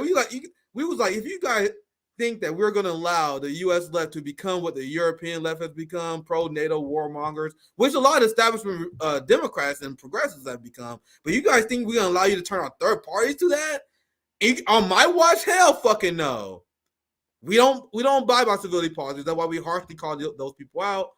And even despite the Cornell and all that drama, from every Green Party person I spoke to, they are anti-NATO. So I'm glad, and I can report as personal experience that the Howie Hawkins wing failed because Howie did a coordinated, and no one can convince me otherwise. It was a coordinated attempt by Howie Hawkins and their allies to shift the Green Party to a pro-war position. They tried to replicate what, and Howie told on himself. Sorry to go on a rant here. He in your interviews. He sent out a tweet out one time. We were like, I met with the Swedish Green Party. We stand in solidarity with them. Like he's standing in solidarity with pro-NATO progressives. So he wants to turn the Green Party into a U.S. Version of a European Green Party that's pro-war. And I peeped that shit out, and we're not having that shit. So we see what happens in the primary of the Green Party. But from what I've seen, they rejected that. But we see. Oh, actually, I didn't read this one. I'll read two more. Now pass it back to you. Thank you for $5, Goody Weaver. Ironically, the fact that news is such a blatant propaganda now means that no one believes anything they say. The predator class trapped themselves. Absolutely. Thank you for $5, Goody. Last one for now. I'll get to the next super chats after the next segment or two. Thank you for the $10. Aisha Lynn. Israel exists today because of the genocide and colonization, just like the United States exists today because of genocide and colonialization. Those who continue to defend genocide and colonialization are the problem. Base as hell, as always. Thank you for the super chat. CJ, I'll pass it to you for the next story. we have a great community, and just because we're talking about the empire, you trigger something in me, Nick, so I'm just going to show this before I start the story. If you want to get a NATO shirt, make sure you check out the RBN merch store, because right now this should be on fire, hot on fire, off the rack right now because of what's happening. So you can get this in yellow, you can get it in white, but it says, and I'll zoom in so you can see, NATO is a terrorist organization. You see there. You can also get it in black, and you can get it in a powder blue. So make sure you check that out. The website is scrolling right there at the bottom. Now let's get into, and we got other gear there. I just wanted to show the NATO one because it kind of relates to what we're talking about right now. So I'll bring this down and get the next story up, and we're gonna go ahead and move into the Antony Blinken interview. I don't know if you've seen it. You're going to have a lot to say, Nick, if you have not seen this. So let's watch. I haven't seen more than a clip. Okay, so you've probably seen the most watched part, which is that clip you seen, and I know which one you're talking about. No, but I haven't seen this one. This is yesterday. I didn't see this one. Oh, yeah. Oh, yo. So you saw an old one. Oh, no. This is from yesterday. Oh, Jesus. So, you about to see some crazy ass shit, bro. Antony Blinken. Every propaganda report we did with this guy, he has said the most unhinged pro-war shit on Taiwan, Ukraine, Israel. And Antony Blinken is one of the reasons why I looked at people who voted for Joe Biden with absolute disgust. Because who was Joe Biden's foreign policy advisor during the campaign? Antony Blinken. So you have motherfuckers like, I don't think Joe Biden's gonna be as bad as he used to be. He got the same guy that helped him manufacture the Iraq war on his team. And you had dumb progressives like Vulture, like, I know you quoting things that Joe Biden used to do, but How he changed, got the same swamp monsters around him. That's my pre-Facebook. Let's go ahead. He changed, man. Okay. All right, let's listen. Just let me know when oops. Okay, this tab. Let me know when you want it to stop to make a point or anything. Here we go. Secretary of State Antony Blinken, who is at the State Department. Good morning to you, Mr. Secretary. Morning, Margaret. Good to be with you. Tension is very high in the region. Are you changing your security posture? Are you pulling any U.S. personnel out of the area? Margaret, we are concerned at the possibility of Iranian proxies escalating their attacks against our own personnel, our own people. We're taking every measure to make sure that we can defend them and, if necessary, respond decisively. Not at all what we're looking for, not at all what we want, but we'll be prepared if that's what they choose to do. So that sounds like quite possibly pulling people out. In terms of the threat from Iran. Why are you answering this question for him? She's part of the same apparatus. Go ahead. No, go ahead. She's like, you didn't answer the question, but I think you say you're gonna pull them out, right? You see how the mainstream media have to hold their fucking hands? I didn't rewind that part. But listen to what you said after you We want, but we'll be prepared if that's what they choose to do. So that sounds like quite possibly pulling people out. In terms of the threat from Iran you just referenced there, President Biden. And he doesn't You even see how say she yes asked the question? She asked the question about Americans being pulled out. And then Antony Blinken said some State Department bullshit. And then she's like, I think you said, I'm just guessing. I'm sure you answered the question that you get Americans out. Unbelievable. His Oval Office address said that the U.S. would hold Iran accountable. What does accountable mean?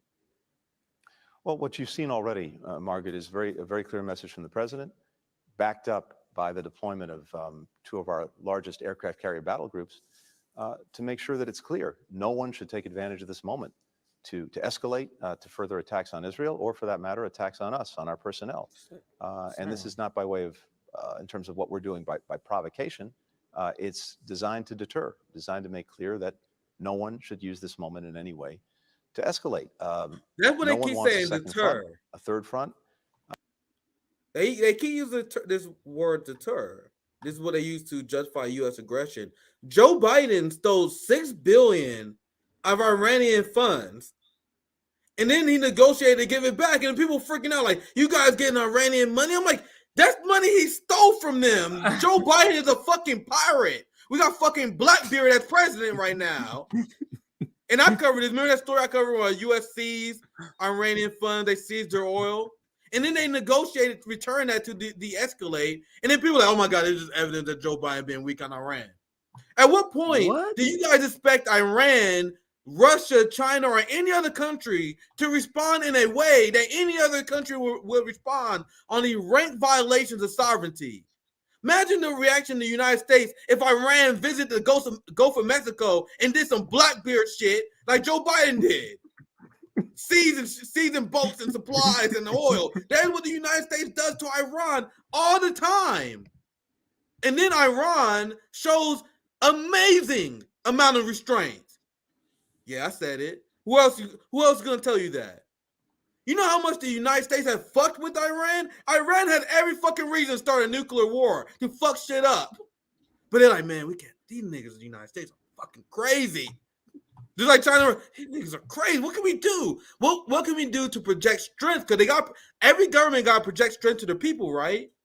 But U.S. is just bitching everybody. We like, man, we got to appear strong to our people. But at the same time, we got to be fucking reasonable and not start a global war, because if it was up to, if Iran, Russia, and China, and this is my last talk, I didn't mean go on the rant. My last thought, if Iran, Russia, and China behave the same way that U.S. government officials, U.S. military officials, and generals behave, we would have been in a World War III, fam. China would have been launched a war and an invasion in Hawaii or whatever because of aggressions in Taiwan. You had Donald Trump, who launched a CIA attack, an infrastructural cyber attack on Russia. You know, the president that people said was working for Putin, he launched a cyber attack into their financial institutions. Nigga, do you imagine if Putin launched a financial attack on Wall Street? How fast will we be in war? So the moral of the story that is always Iran, China, and Russia. That has to be the grown-ups at the table. Nicolas Maduro of Venezuela. That has to be the grown-up at the table. And one of these fucking days, CJ and fam, they're not. They're not going to be. One of these days, they're going to say, fuck it, like Hamas did. Fuck it. Let's just go to war. How long that took to take? That's why we got to speak out against it. But go ahead, CJ. It's just absurd what this guy is saying. I'll let him finish here. There's so much to respond to. I'm gonna share a different version of this because I thought it was my headset, but I heard some sort of weird. No, I have another version of this. So I have it on the regular TV. Maybe you can reload it. Yeah, it could have been my ear set, but just to be safe, I'm gonna just play it from this other outlet here. This is just regular TV. I'm gonna play it from. So let's listen here. Margaret, is a very clear message from the president, backed up by the deployment of two of our largest aircraft carrier battle groups, to make sure that it's clear no one should take advantage of this moment to escalate to further attacks on Israel, or for that matter, attacks on us, on our personnel. And this is not by way of, in terms of what we're doing by provocation. It's designed to deter, designed to make clear that no one should use this moment in any way to escalate. We'll stay tuned. In terms of what's happening in Gaza, I know there are an estimated 500 to 600 Americans there. Is there any chance Israel lets some of those Americans out, or Egypt allows some of those Americans in? You're exactly right. And to date, at least, Hamas has blocked them from leaving, showing once again its total disregard for civilians of any kind who are. Oh, Jesus Christ. How come I never, you know? Go ahead. I'm sorry, CJ. Go ahead. I apologize. Go ahead, CJ. No, I was just going to say, I've never, if Hamas is doing, how come I've never seen Hamas? Maybe I have. Yeah, what I was about to say is none of the stuff they're talking about. Go ahead. Israel can completely control the sovereignty of Gaza. And then they pretend on their media channel that Hamas is controlling shit. One of the reasons why this war is happening, one of the reasons why Hamas is fighting back, is because Israel completely controls the sovereignty of Gaza. So this claim that Hamas is blocking people from leaving is not true. But look at the framing of the question. I'll say this real quick before you continue. Yeah, no Is problem. there a way? Is there a way possible that we can get those people out? No, the framing of this answer, we actually wasn't bootlickers to the Israeli state. If you wasn't owned by AIPAC, is what are you doing as a United States official to guarantee the safety of Americans? What are you demanding Israel? What are you demanding at the threat of withholding aid?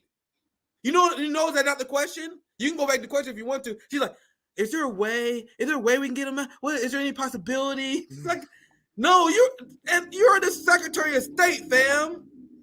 You go to Israel and say, you motherfuckers create a ceasefire right now, and we're getting the Americans out. I don't give a fuck how mad you guys are. We doing a ceasefire until we get the Americans out. And that's not even that's not even the left position, right, CJ? I'm talking about from if you actually gave a fuck position, you know what I mean? But go ahead, CJ. Deter, designed to make clear that no one should use this moment in any way to escalate. We'll stay tuned. In terms of what's happening in Gaza, I know there are an estimated 500 to 600 Americans there. Is there any chance Israel lets some of those Americans out, or Egypt allows some of those Americans in? You're exactly right.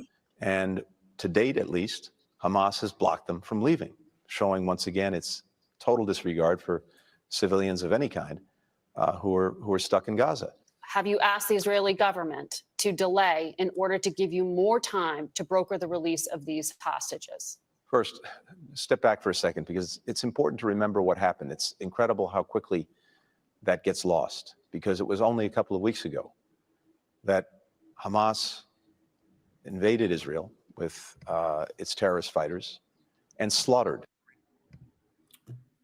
I just got to point out for 10 seconds, using the word invade, just to hear Hamas invaded Israel, that's just weird when you're in Palestine. That's just weird to hear that. So let's get back. I don't want to prolong it too long. Let's go back. And I use that word very deliberately, slaughtered so many people. Again, men, compared women, to you, young who children, gently babies, kills people. Old people. I just nudged people to death. Hamas slaughters people. Israel just gently placed a bomb on the baby's head. You know what I mean? He almost whispers sweet nothings into their ear as they shot a bullet in their head. Like, we got to see the propaganda language they use, but let's continue. Yes. People, you name it, and they continue to rain rockets down on Israel. When I was there a few days ago, we had to take shelter a couple of times because of incoming Understood. rockets from Hamas. So my point is this: no country can be expected to tolerate this, to live with this. And as we said from the start, Israel has both the right and even the obligation, not only to defend itself, but to try to make sure that, to the best of its ability, this can't happen again. So we talk to the Israelis about what they're planning. We give them our best advice. It's important, as we've said, not only what they do, but how they do it, particularly when it comes to making sure that civilians are as protected as they possibly can be in this crossfire of Hamas is making. But in terms of what we're talking to Israel about with regard to their military operations, it really is focused on both how they do it and how best to achieve the results that they seek. So he didn't answer the question. She's going to push back now because that's not at all the question. She asked, have you... Now, that was his answer to saving Americans. Because the question was, could you reach out to Netanyahu and say, hey, can you pause things for a minute so we can get these Americans out? That was his answer to that. He's like, we can't expect them after what happened to pause anything, even to save Americans. That's basically now. Doesn't the that, answer. CJ, I'm sorry to interrupt, but doesn't that prove Max? No, go ahead. Doesn't that prove Max's point when he was talking to Tim Pool? Remember when Max was playing the concept of how Israel actually kill hostages, and he had this policy where, yeah, if you're a hostage, don't expect them to save us, right? So Antony Blinken is running cover for that policy here.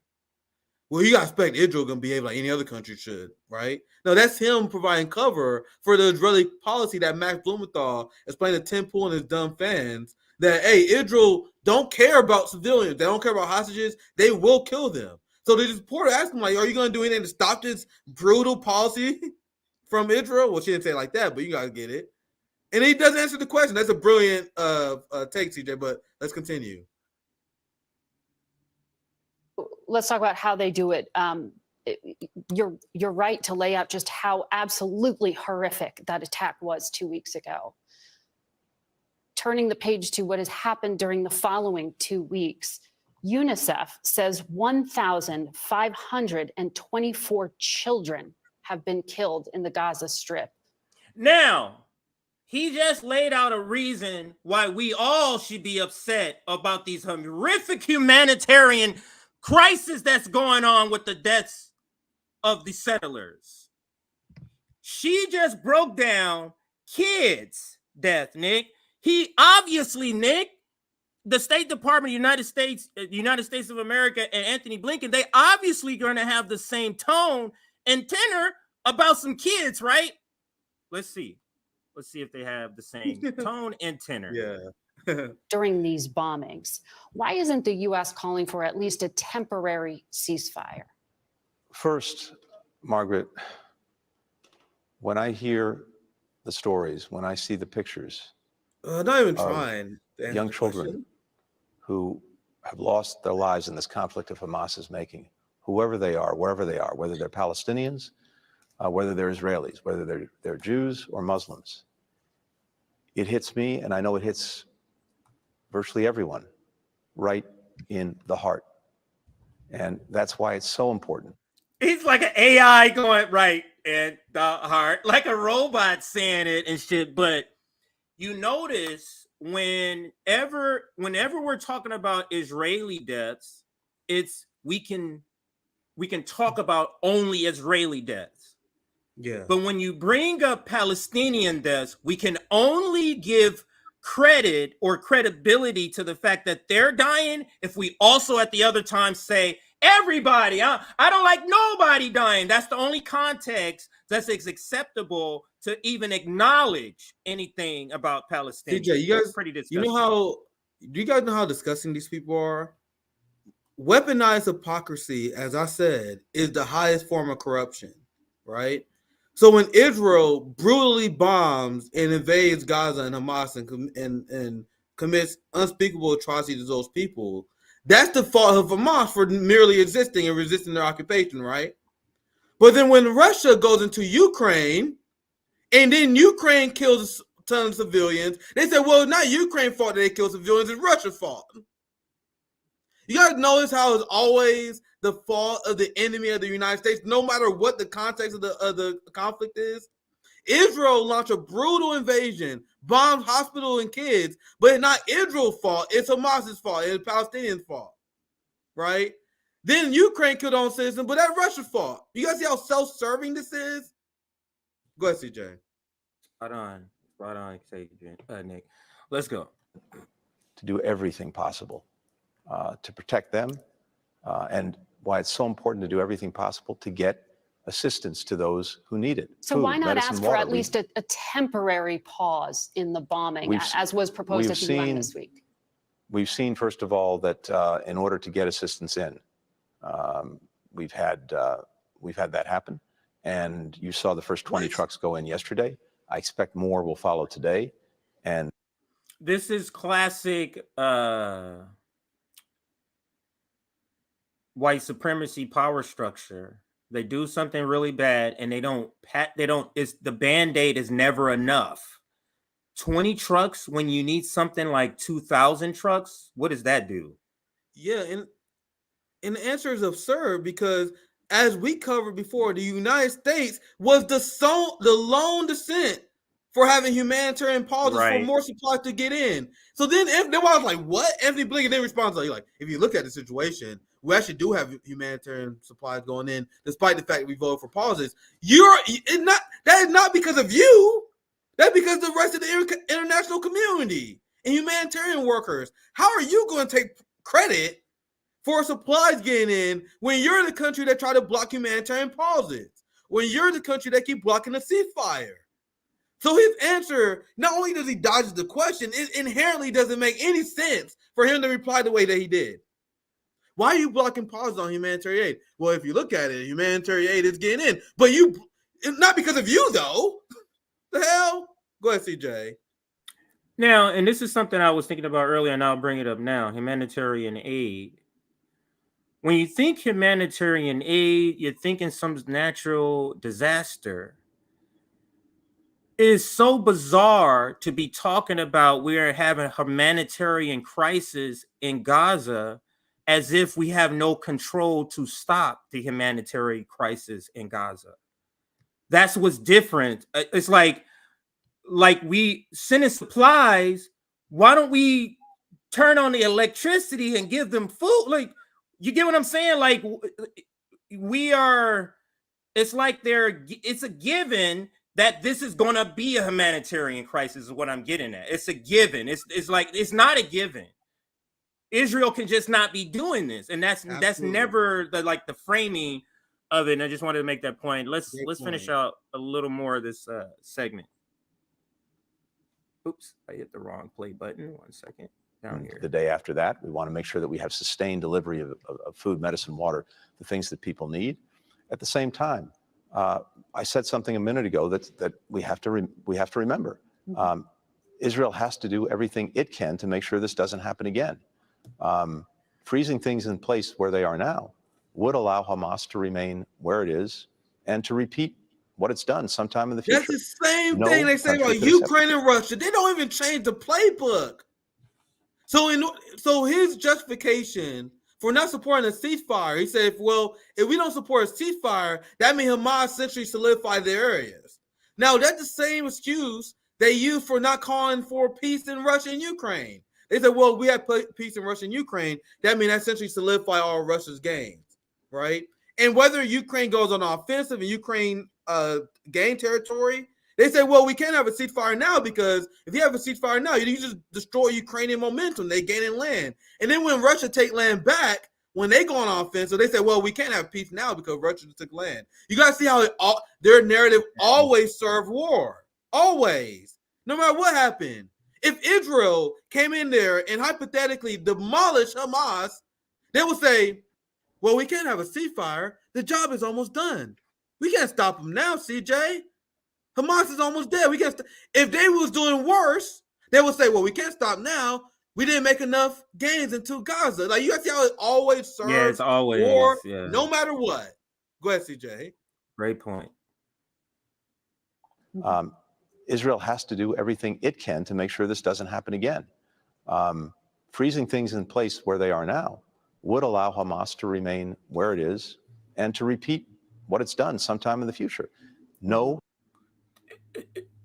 You see how he kind of conflates things. He's saying if we do something temporarily, this is going to have them do something in the future. So you're saying freezing something for a week. How does that mean they're going to do something? So you're saying in a week they're going to prepare this grand scheme that's going to be able to do all this stuff. It's what they do always with the enemy, the adversary, Nick. And you say this all the time about Russia. At one time they're weak, and at one time they're strong. At the same time, we've depleted their military by 50%, but at the same time they can take over Europe. It's the same thing. You get what I'm saying? And it's the selling point of they're weak and they're strong at the same time. That's the point. Let's listen a little more, then we'll close in a second here. Yeah. Country could accept that. One of my colleagues who is on the ground in Israel and has traveled to the West Bank conducted an interview with Mr. Mustafa Barghouti, a Palestinian politician I'm sure you know. He said he doesn't understand why President Biden, when he was in Israel, did not say enough is enough. You wanted to respond and you responded. You killed 4,000 Palestinians. Stop. Instead, you're encouraging a ground invasion. Are you surprised that Yeah, I was just about to say, are you surprised by that question? Good for her. For that one question, good for her, dude. That's shocking to hear her to push back on that. We do many propaganda reports, and that is very, very rare that we praise someone for one of these motherfuckers. That's a rare good pushback. She's usually on the other end of us saying, "Oh, that was terrible," but this is a good question. So I thought that was shocking. I was like, "Wow, I cannot believe she asked that." And let's listen to his answer. We're gonna play it again, though. No country could accept that. One of my colleagues who is on the ground in Israel and has traveled to the West Bank conducted an interview with Mr. Mustafa Barghouti, a Palestinian politician I'm sure you know. He said he doesn't understand why President Biden, when he was in Israel, did not say enough is enough. You wanted to respond and you responded. You killed 4,000 Palestinians. Stop. Instead, you're encouraging a ground invasion. How do you respond to enough is enough?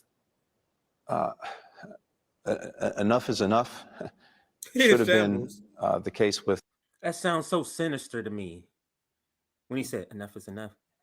Yeah, one of them. Like, you think we're about to go into mob? Like, that's almost scary to me. I'm gonna rewind it just 1 second to see if it plays that one more time right there. All right, let's listen. Ground invasion. How do you respond to enough is enough? Enough is enough should have been the case with Hamas 2 weeks ago.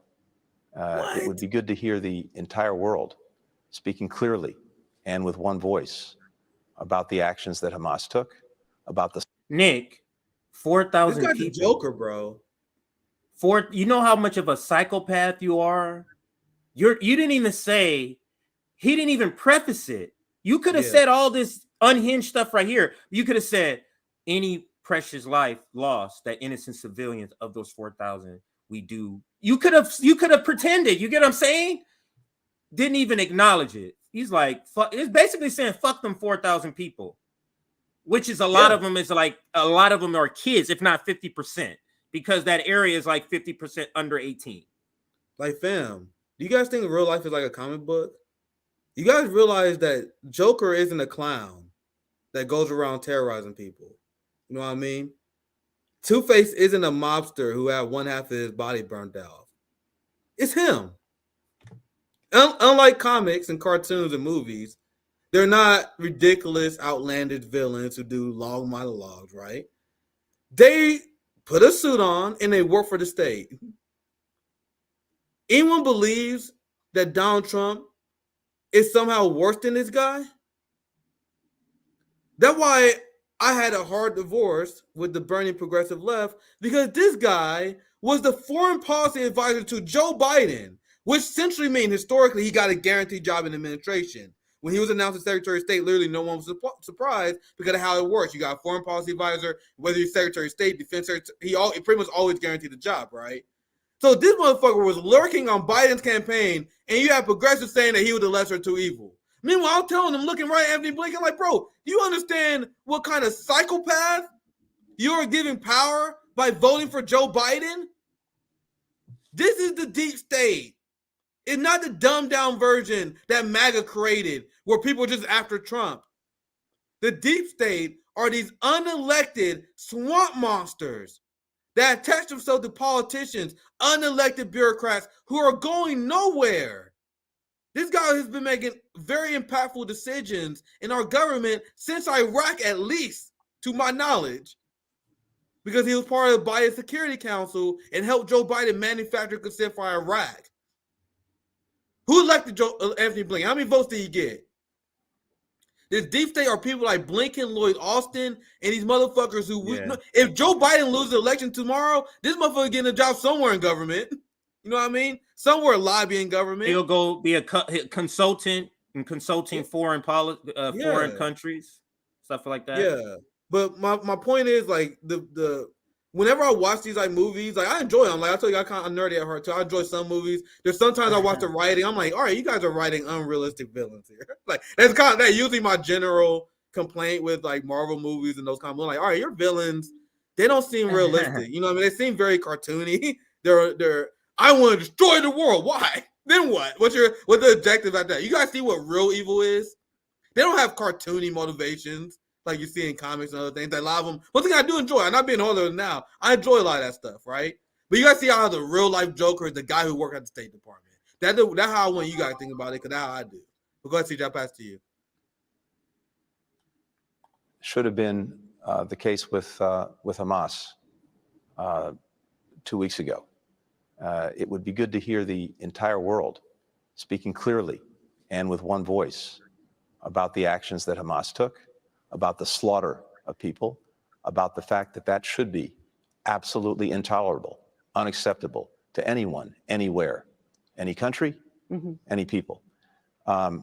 Second, in terms of U.S. interests in the region, one of America's closest allies, the King of Jordan. You notice she didn't push back on that shit Palestinian at all. lives seem to matter less than Israeli ones. Our lives matter less than.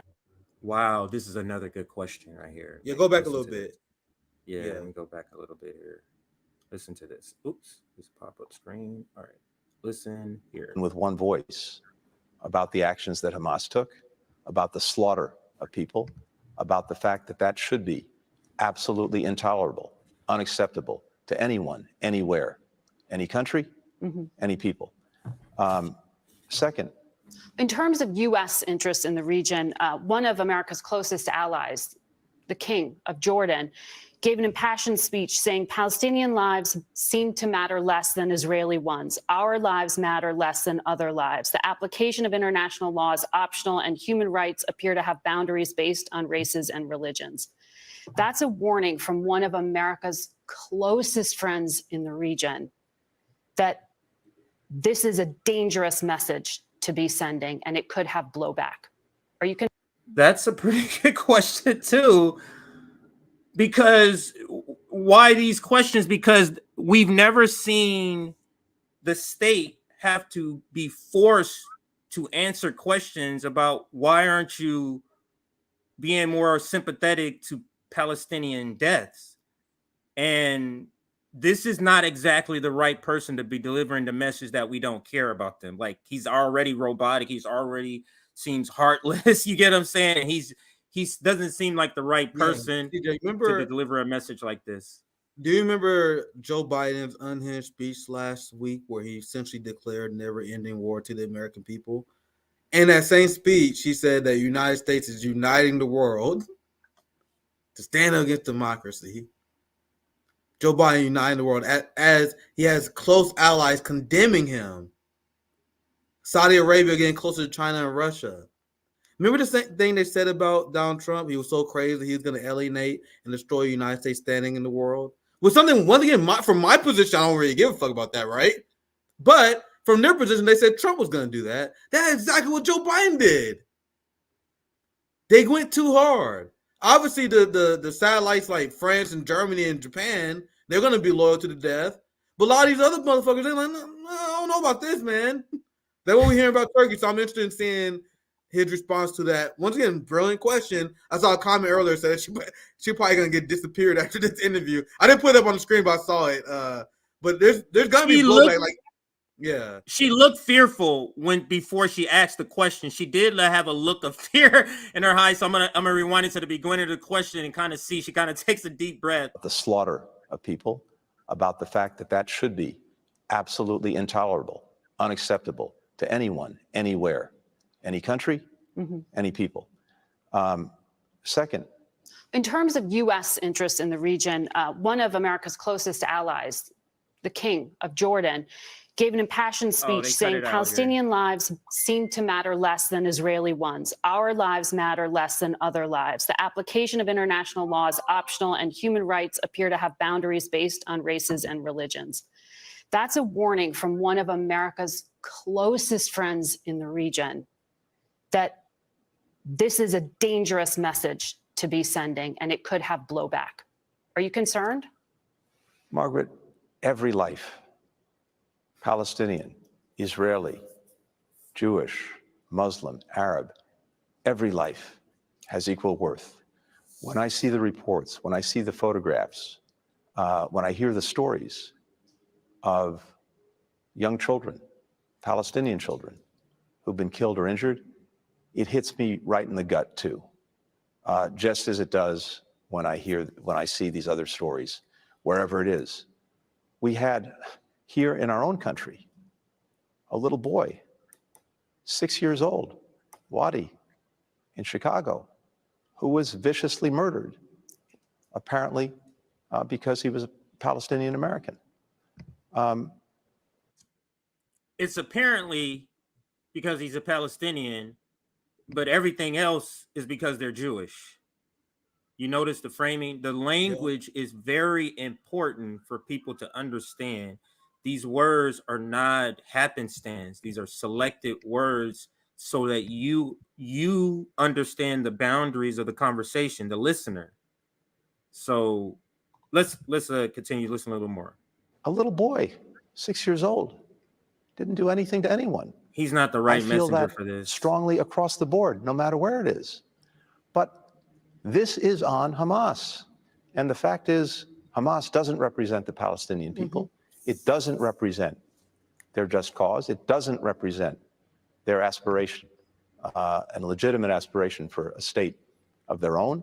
On the contrary, it does everything to make life worse and more miserable. Does the U.S. assess that for it is the very actually people. possible for Israel to destroy both Hamas as an entity and its ideology? Is it actually a military possibility?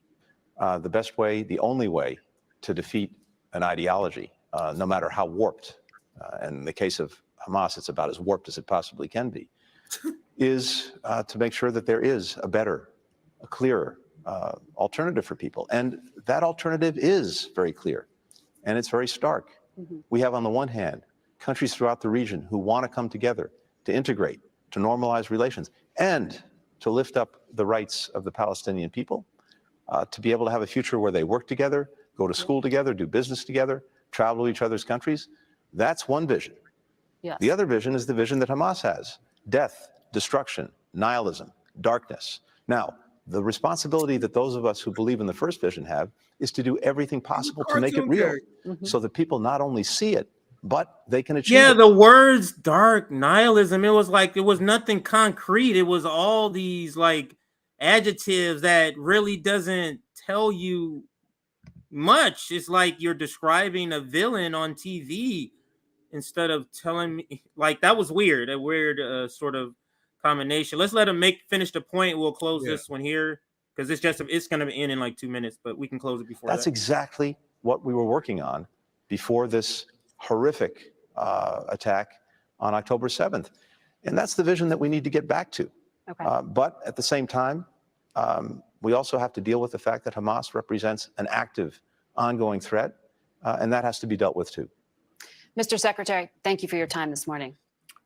Yeah, so it turns out that was it. Any final words to kind of wrap up this? Are you surprised by any of the things he said? Anything? I know you're surprised by the questions because Yeah, there were some damn our good friend, questions she had there. yeah, our friend Zoya is love. Zoya's life. She brings up a good point. I acknowledge as well that this interview was given the illusion of being tough because Israel and the United States is going through a PR crisis. So she gives them the quote unquote tough questions to give the Biden administration an opportunity to spread their propaganda. So I do think that I didn't consider that at first, That's but I do think that's a good point about Zoya.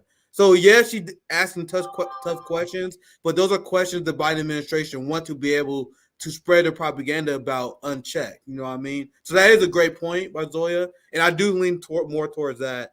And if that is not the case, you're gonna see her quickly gone. Because Blinken, as you guys see, was obviously prepared to do an acting performance. So it is possible that they knew that these hard questions were coming. There's no way he's going to agree otherwise. So I think that's a great take by Zoe, and I actually agree with that. But that's my last thought. I can read some super chats unless you have anything else you want to add. Yeah. No, you can do the super chats, and I got the Dave Chappelle segment next here. Yeah. So yeah, I got it ready in a second right here. This is where we left off. Yeah, I read that one. Did I read this one? Yeah, I read that one. Yeah, I read that one. So I think I left off here. Then for $2, Freddie the Fish. Watch this go from being about Gaza into about oil. Thank you for $2, Freddie. Thank you for $5, Tiger. International law only counts when the U.S. agrees to it.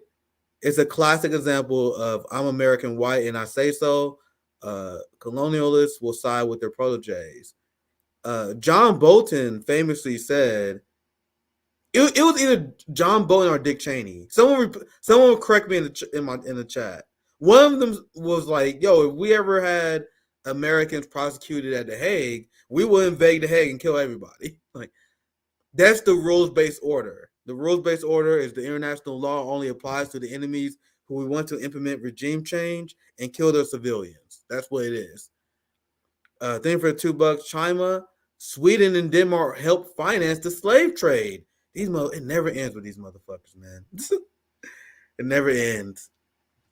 In my development as a leftist, I used to be one of those people that used to praise Sweden and Finland, all those in Denmark. But we all go through development in phases, right? Because I was like, man, they got all this stuff, man. What's going on? They got this shit figured out. They ain't no happy. That was before I learned more about imperialism and colonization. You know, we all got our process. I still remember I used to think that they was great countries, but there are a lot of contradictions in their society, to put it shortly. I read about 3 more, and then I pass to you, CJ, and then we wrap the show with super chats after the next segment. I don't know how many segments you got down. Good for we can do one more, or two. As long as I'm going to try to fit in 2 in the time frame. I just can't go. I got it hard out at 4 p.m. Like I got. If you want to, let's wrap after the Dave Chappelle one, because I think that covers all the. Yeah, we can wrap after that too. Yeah, that's fine. So I'll read 3 more, and I'll read whatever after that. After the next segment. Thank you for the 499, Amir. As a father of 2, I can't imagine moving my family to the U.S. occupied Syria and not expect repercussions from the native. Absolutely, Amir. That's a great analogy. Thank you for the 199, Blue Moon Red Wine. Rally at Richard Tory's office tomorrow at 3:30. That's my friend. Wow, that's gonna be fire. If Lucy, I don't know if she said she's going, but man, if we can get some clips of Jose and there are people going there, that would be fire. That would be fire. Lucy has I remember I saw we covered. She was cussing out AOC in Spanish. She's like fearless. She's fearless. Yeah, she's absolutely. She's a real one. Yeah. Big shout out to Lucy, Blue Moon Red Wine. I think she got a YouTube channel as well. You guys should check out. Yeah. Thank you for $2, Roger Meadows. Rally at Torres District. Yeah, the same thing. Yeah. Because of that video we show. Because of that video we show. Yeah. If anyone gets some footage of you guys making life hell for them, I'll play it. I'll do a segment on it. Even come on the show. $2, Roger. Yeah, I'm not sure they're gonna be there. I don't know they were just shouting it out. But anyone who does, I'll be happy to see it. Last super chat I see, I'll read any more that come in after the next segment. Thank you for 499, Janice, friend of the show. Notice Israel withdraw to behind its own borders It's never in discussion. I think they're supposed to say it's never in discussion regarding all they can do to end the genocide Gaza. That should be first. Absolutely. That's a fantastic point. That's why it's absurd when Blinken and everyone pretend that Hamas launched the attack. Why do no one ever mention the fact that 2022 was the deadliest year ever for Palestinians? And we covered that article that talked about this. This is not in any way, shape, or form Hamas or Palestinians being the wrong or being offensive. Or being, we won't hedge and we won't change the facts to make the establishment comfortable. I don't care if there's this fucking insane obsession with hating Hamas or not. The fact is, Israel started shit with Hamas. And when I tell you guys I share my politics is rooted in my personal life struggle, my personal beliefs, and that's how I get my takes, right? If our government did some Hamas shit, I mean, they did some Israel shit to us. If our government did some Zionist shit to us, bombed our families, relocate us, give us the identity that the Palestinian people were forced to suffer in Israel, I'll be doing some Hamas shit. I'll be down to resist at all costs too, if we suffer the same shit that the Palestinians went through. So with that, my character value exposed, with me saying that, why would I condemn them when I would do the same? Like, do that to my sister and my niece. Would I seen what happened to the Palestinian family? You gotta know how fucking radicalized I will become. I gotta be careful here, but fam, Yeah. I'll be careful. I'll wrap it there. Go ahead. Yeah. You was like, I got a little more, but no. So all right, so let's get to this next segment here. Actually, let me shout out one more thing here while we are break between, and that is this here. Again, you can get it in yellow, but I wanted to show you this other item. I'll be right back. Oh, yeah. You can also get, right here. You can also get shirts. Sometimes the shirts have different colors. And I think this one does have different colors. You can get it in a tank top. This comes in 3 colors. I probably like the white. And then you have, is there any other way it comes? Then you have a crew neck. That comes in different colors.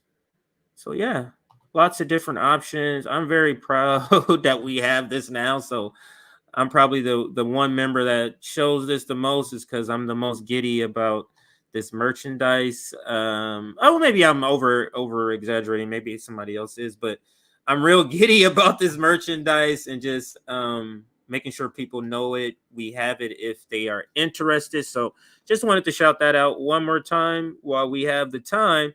And now we're going to move to the next topic, which is the Dave Chappelle topic here. And if you haven't, now, okay, so it's going to be a weird way we're going to do this, because this is an article. This article here, we're going to bring up, and maybe another article, and then a short clip here, because if we played, we don't have footage of his actual saying these things, because we can't play it. It would immediately be ripped from YouTube and copyright and taken down, because it happened before. We have a warning on our network right now because of a Jon Stewart video where we covered him talking about race. And because it was on Apple, we got a warning for that. So I want to make sure we don't play that video, but we will do everything but play it. Like I said, we have a couple of articles, and then we have a video that covers it, that kind of helps tell the story too. But here we go with the segment, Aaron, and you can start here. Dave Chappelle defends Palestine, and it kind of speaks to an earlier segment we did. Israel is losing the PR war. It kind of speaks to that too. But here is the New York Post with their headline. It says, Dave Chappelle fans walk out after he blasts Israel's war crimes in Gaza. And you notice they put war crimes in quotes right there. Go ahead. They put them in quotes. One thing I will say, as someone who saw some of the footage, and as someone who listened to people on the ground, the media is already kind of misrepresenting this. Cause you guys see how they said Dave Chappelle fans walk out? I'm sure there was some. I'm sure there was some. Like with any stand-up routine. With every stand-up routine, the motherfuckers like, oh, how dare you say this? And they leave. What I heard, and once again, this is anecdotal. I'm a citizen journalist. So as a citizen journalist, I listen to what people on the ground said. There were people there that said there were people saying chanting free Palestine. Oh yeah. I don't know if you. Sorry if I spoiled it. If you had everything. No, you didn't spoil anything. I heard the same thing. I was just saying I heard the same thing. Yeah, and the vibe was like after the performance, a lot of people was happy that Dave spoke about this, but the media is running this as fans walk out. They decrying Dave Chappelle. You guys see what they leaning with. But once again, for everything I've seen, and once again, just reporting, what I've seen and what I heard is that a lot of people in the audience, like most comedy shows, were vibing with what Dave Chappelle said. But the media can't acknowledge it, so they spin it this way. It seems like 3 or 4 people walk out, fans storm out after anti-Semitic rant. Transparent as hell. Go ahead, CJ. That is such a great point, and I did notice that too. That the framing, I felt like it just doesn't feel like this is accurate to the story. But just from what other, like you said, just listening to other people. Now, let's go to this next part here. This kind of tells a little bit more of the story before we actually bring up the article here. This is from I think this is that African reporter. You've seen him in the press room. I think what is that? The press room with Kareem Pierre. He's been in there with him. But anyway, he's the one that reported this, or this is his tweet. It says, popular comedian Dave Chappelle blasted the United States for backing Israel's, and he put war crimes also. Again, he's kind of conservative, so he does the same thing, against Palestinians during a live performance at the TD Garden in Boston on Thursday. And some audience members walked out. The Wall Street Journal reported that Chappelle condemned Hamas attack on Israel that left 1,400 Israelis dead, but also Israeli attacks, many of them on buildings, marketplaces that have left 3,000 people slaughtered in Gaza, most of them children and women. Some people in the audience who wanted him to talk only about Hamas atrocities and turn a blind eye to the bombing and death of thousands of civilians told him to shut up. So maybe this guy is kind of being... Go back up a little bit. You guys see how why I give no quarter to Zionists? I've been following this issue long enough. It literally does nothing. I said this last week. What does me saying I condemn Hamas do? If you come out a statement because you want liberal and Zionist likes on your social media, and you say, I condemn Hamas and his attacks, but we should care about civilians. Do you think that Israelis and Zionists say, oh, thank God you condemn Hamas. Thank you. I will listen to you, and we should stop our attack on Palestinians. No, it does not matter if you condemn Hamas or not. It does not matter if you condemn the Palestinians. If you speak out against their genocide, even if you show condolences to the Israeli settlers who died, they will still go after you guys. They will still go after you. They go after AOC and the squad for having milquetoast weak comments on Palestine. Yes. So why do we even take time to appeal to them? That's why I'm glad that Dave, he did, but I'm glad that he kind of like, I don't give a fuck if you like it or not. You know what I mean? Because they will never be okay with what you say unless you full-heartedly support their genocide of Palestinian people, period. So I say, and I quote the law, and I have the position I have, not even trying to win these Zionists over. We got to win the battle of ideas. We don't win the battle of ideas by appealing people that are using bad faith techniques like they're doing here. But go ahead, CJ. Yeah, I do want to kind of bring up to your point, just to show that there are tons of headlines with just let me just show you. And all I did was Google Dave Chappelle, and let's just read maybe 3 or 4 of these. Let's read 3 or 4 of these headlines, and then I'll bring up the actual article that we're going to be reading. Unfortunately, I haven't really found like a based version of of an article on this. You know what I mean? They're all sort of Zionist point of view or Zionist adjacent sort of point of view. But let's show, where is my search, right?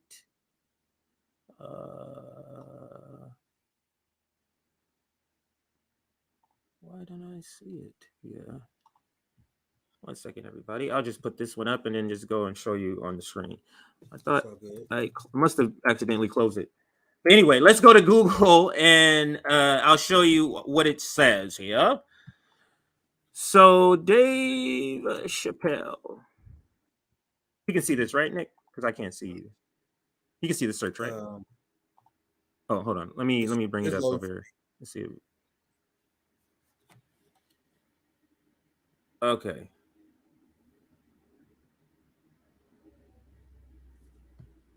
Give it 1 second here. Let me just try loading it again. I don't know why it's taking so long to load. It's all good. Let me load this again. Yeah, 1 second here, guys. All right, here we go. Now it's working. Here we go. All right, so here is the search. Now, let me just kind of alter this so you can see just the headlines from the most recent stuff here. So let's alter this by 24 hours. Dave Chappelle criticizes Israel, spars with crowd at Boston show. Now, there's one headline. When I get to it, I'll show you how they changed it from what it said before. Here's CBS. Dave Chappelle comments on Israel-Hamas war triggers walkout. Like, to your Look point, at that. they're all trying to talk about walkout. Why doesn't the headline? I know I'm a picky motherfucker, but why doesn't the headline say Dave Chappelle comments on Israel-Hamas war trigger applause? Because that's why. That's just anecdotal stories I heard of. The crowd was saying "Free Palestine" at the end of his set. So why is that not the headline? Another one says some walked out of Dave Chappelle's show over Israel's comments. Here's the even Daily they know, because that's why News. they got to use the word "some." Guys, Some. if there was a lot of people who walked out of the show, do you think they wouldn't tell you? Nigga, and there was a lot. They'd be like, bro, 252 people. They'll be specific as hell. 200 plus people left the Dave Chappelle show. You guys see how all these headlines are like, some people left. Some audience members left. That's vague as hell for a reason, boy. That's obvious. That's hella vague. If it was a lot, they will tell you it was a lot. Go ahead, CJ. Yeah, so, wow. This is the Griot. If you don't know the Griot, this is a black publication. And look at their headline. Oh, Jesus. Dave Chappelle sparks controversy, mixed reaction over alleged comments about Hamas war. So we're going to read their version of this. Again, because if you're a black network, there's no way you should ever be doing this. Your headline should be like, Dave Chappelle speaks the truth about Palestine. Thank God Dave Chappelle got this issue right. Like, what the fuck are you doing appealing to Zionists? You sellout motherfuckers. Go ahead, CJ. Gee, that's embarrassing, man. That's embarrassing. Yeah, it is. So let's I'll read the headline again. Dave Chappelle sparks controversy, mixed reaction over alleged comments about Israel-Hamas war. And let's read a little bit of it. The comedian 50 reportedly criticized Israel's bomb. It's one of those websites. It's a pop-up. So criticized Israel's bombing of Gaza and the United States backing of the effort at the show Thursday at the Boston TD Gardens. According to Vanity Fair, Chappelle stated that students who voice support for Palestinian or Palestine should not be denied job opportunities. Remarks that prompted a heckler to tell him to shut up. You always have somebody in the audience. So CJ, Go ahead. the corporate media, the corporate media is writing stories about hecklers now.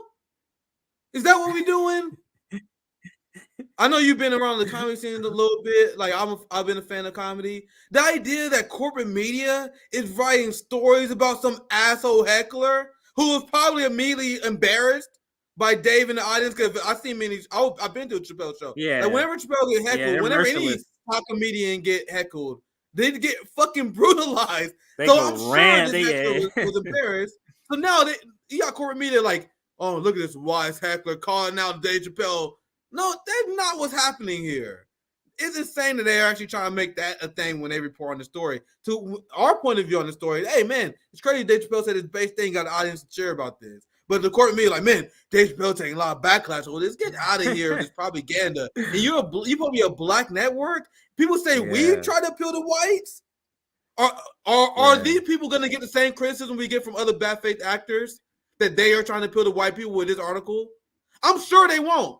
I'm sure that there's not a video somewhere, someone saying that this publication is trying to appeal to white people. You know what I mean? Wonder why that is.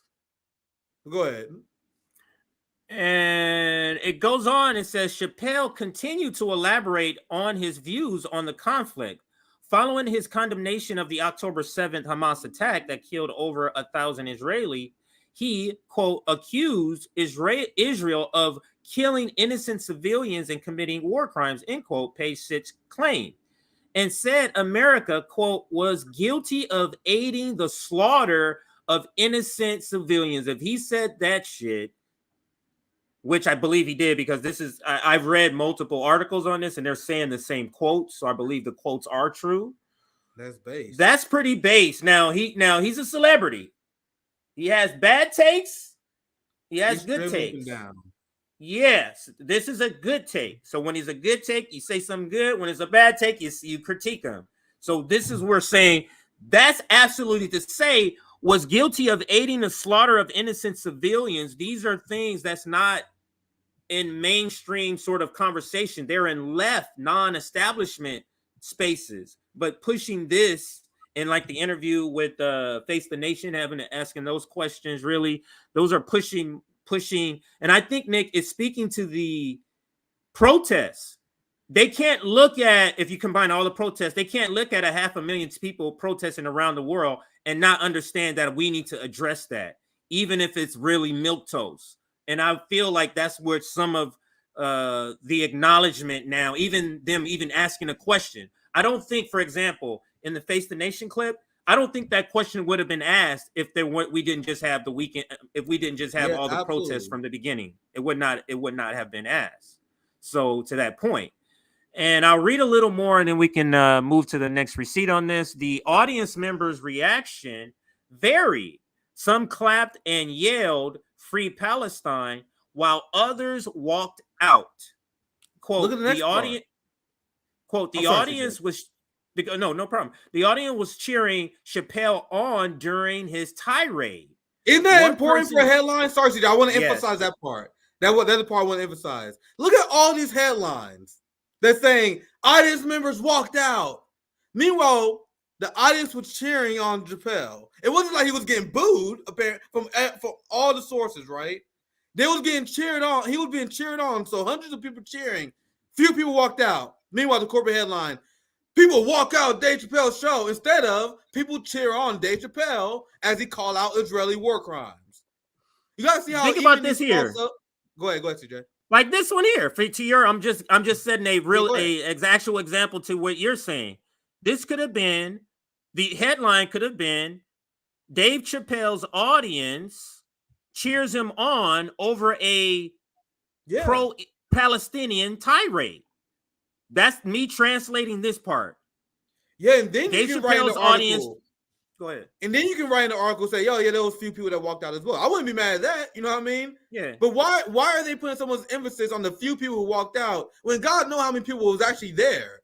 If you had enough people that create an audible cheer, that show that most people on your side. Now, if there was reports that there was audible boos, like people like, man, the crowd was really in this motherfucker alive for this. That is not what I'm hearing. That's not even what they say in this article, right?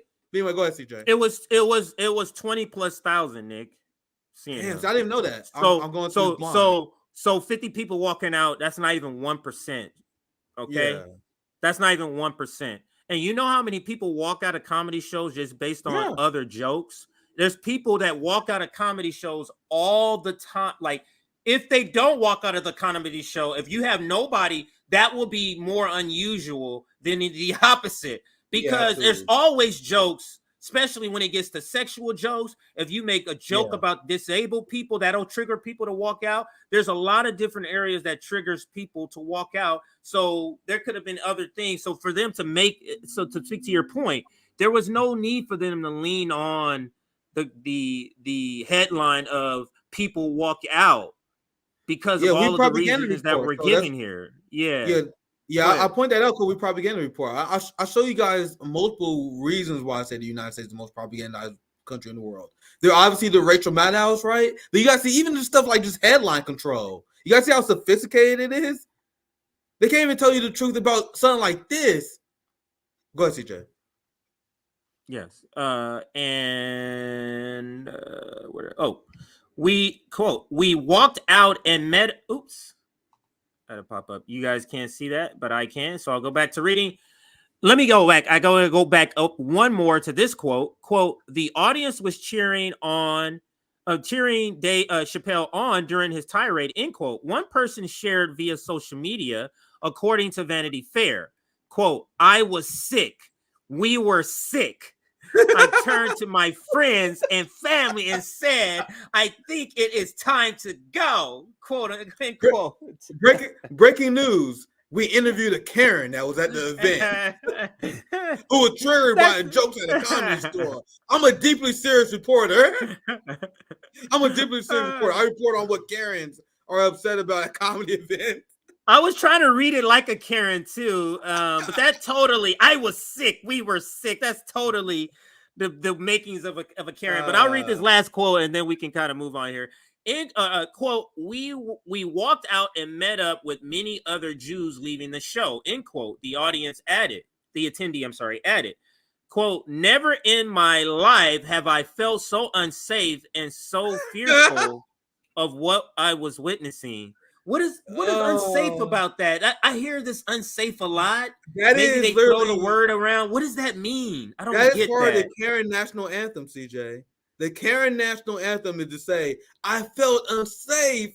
Like, this is parody shit right here. No, I'm not joking. Like, whenever Karens do them false police reports on black people, remember the Victoria's Secret Karen? She's the one that went very viral last year when she lied about this black girl sawing her. She's like, I feel unsafe. I'm feeling unsafe. That's the national anthem, the go-to word for Karens to immediately get sympathy for, like, white males to defend them. I felt unsafe. Goddamn, Dave Chappelle making these people feel unsafe. You know what I mean? That's their patented statement. I see at least a few. I'm glad at least a few people acknowledge that as well. I seen, and you said it, you saw it as well. They say it all the time. That's the go-to. The word unsafe probably got countless black men killed. White women. I feel unsafe by them black men, and then police. We're gonna investigate. All of a sudden, niggas shot. I mean, imagine how many motherfuckers got killed by some motherfuckers saying they felt unsafe. Go ahead, CJ. And they're just playing that role. And here's that so you can see the receipt. That's the actual headline. There was one other item here I wanted to show. I can't show those. I would if I could. Have one quick receipt at the end. One quick receipt. Absolutely. Here goes JB. Let's read what he says. The headline can also. So he thought of the same thing. Look what JB. Yeah, base JB. I didn't see this tweet. Base JB. Yeah, me either. He says the headline can also read Muslim comedian condemns Israel and Hamas for war crimes. Remember, Chappelle is Muslim. This was something I was expecting. And JB actually covered the last time he said something about trans people. JB did a segment on that. So good to see JB chiming in. What I wanted to show was this here. This is somebody sharing the event. And I think this is a pro-Palestinian. Let me read it before I classify it. It says, somebody who attended, I saw Dave Chappelle last night at the Boston TD Garden. It was sold out. I would say 22,000 people there. 3/4 into the show, he said, I want to address what's going on in Palestine and Israel. He specifically said Palestine and said it before Israel. He said what happened on October 7th wasn't right, but also what's going on isn't right and not just. you can kill innocent. You can't kill innocent civilians like that. And hang on a second here. These are writing is Yeah, smart. you can't kill innocent civilians like that, and the whole world sits. Oh, you can see it. Go ahead and read for me, please. Yeah, I'm good. I know you're. I can take it. Then someone shouted at him from the crowd, "Shut the fuck up, Dave." He then went nuts and yelled back, "No, you shut the fuck up." So remember the part I said earlier where David Chappelle probably roasted that a heckler? Yeah. Apparently he did. Here he goes. Apparently he did. You don't take. He went nuts and yelled back, "No, you shut the fuck up. You don't take tens of billions from my country." Oh, gee, he went ham. He said, "You don't take tens of billions from my country and go kill innocent women and children and come and tell me to shut the fuck up." Bro, so he went ham on her. Yeah. He went. So the article doesn't mention that. Even the Black Left Media article doesn't mention. Imagine they didn't write heckler says tell Dave Chappelle to shut up and Dave Chappelle embarrassed them. No, they made it seem like the heckler had the advantage, and I've seen the headlines too, right? Every single corporate media story made it seem like the heckler was like just destroying Chappelle, right? Like and that's obviously not what happened if you are familiar with comedy, like we said. Like I've been to a few shows, I know how it works. People usually heckle to every show and they get destroyed. So when I saw that the reporter was reporting on what the heckler said, I'm like, so that's what we're doing now since when we did that? When have you guys ever seen the corporate media report on a heckler going after a comedian like they're the good guy? I've never seen that happen before. Anyway, let me see where I left off. He said, "You can't take money, take billions from my country and kill innocent women and children and tell me to shut the fuck up." He said, "Don't come begging for my money from my country and then go drop bombs on children and cut off innocent people, water, and electricity. You have the audacity to pay to come to see me and tell me to shut up." Bro, David's going ham on this fucking heckler bet. He is going ham. He said, "You got the audacity to pay and see me and tell me to shut the fuck up. No, you shut the fuck up." Then the crowd starts clapping. Yeah. Where the hell is the corporate media accounting of this? 22,000 people. I looked on YouTube. I saw Breaking Points had their title on their video. To be fair, I didn't watch it. I just saw the title, so I will add that caveat that they may switch in the commentary. That's possible. But I saw Breaking Point's headline like Dave Chappelle, crowd turns on Dave Chappelle. Like, why is that the headline people running with based on these accounts? I read the final part and I won't chime in anymore. The crowd start clapping and cheering for him and saying, "Yes, Dave," and a chance of free Palestine. And then he said, "You're a damn right, free Palestine." Then he went on a 15-minute rant about being Muslim and the Israelis are projecting what's wrong with them on Muslims. And the crowd kept cheering. It was surreal. Damn, man, it really, like I told you, I explained many times before, Dave Chappelle been disappointing on punching down. But it's good to see Dave Chappelle punch up on this issue, man. It is good. As someone who watched and been a fan of his comedy for a long time. Killing Me Softly was one of my favorite stand-up and still is one of my favorite stand-up routines. So I will be honest, it is great to see this. It is great to see him doing this. I hope he does this around the country because people need to see it. Dave Chappelle speaking truth to power on Israel-Palestine.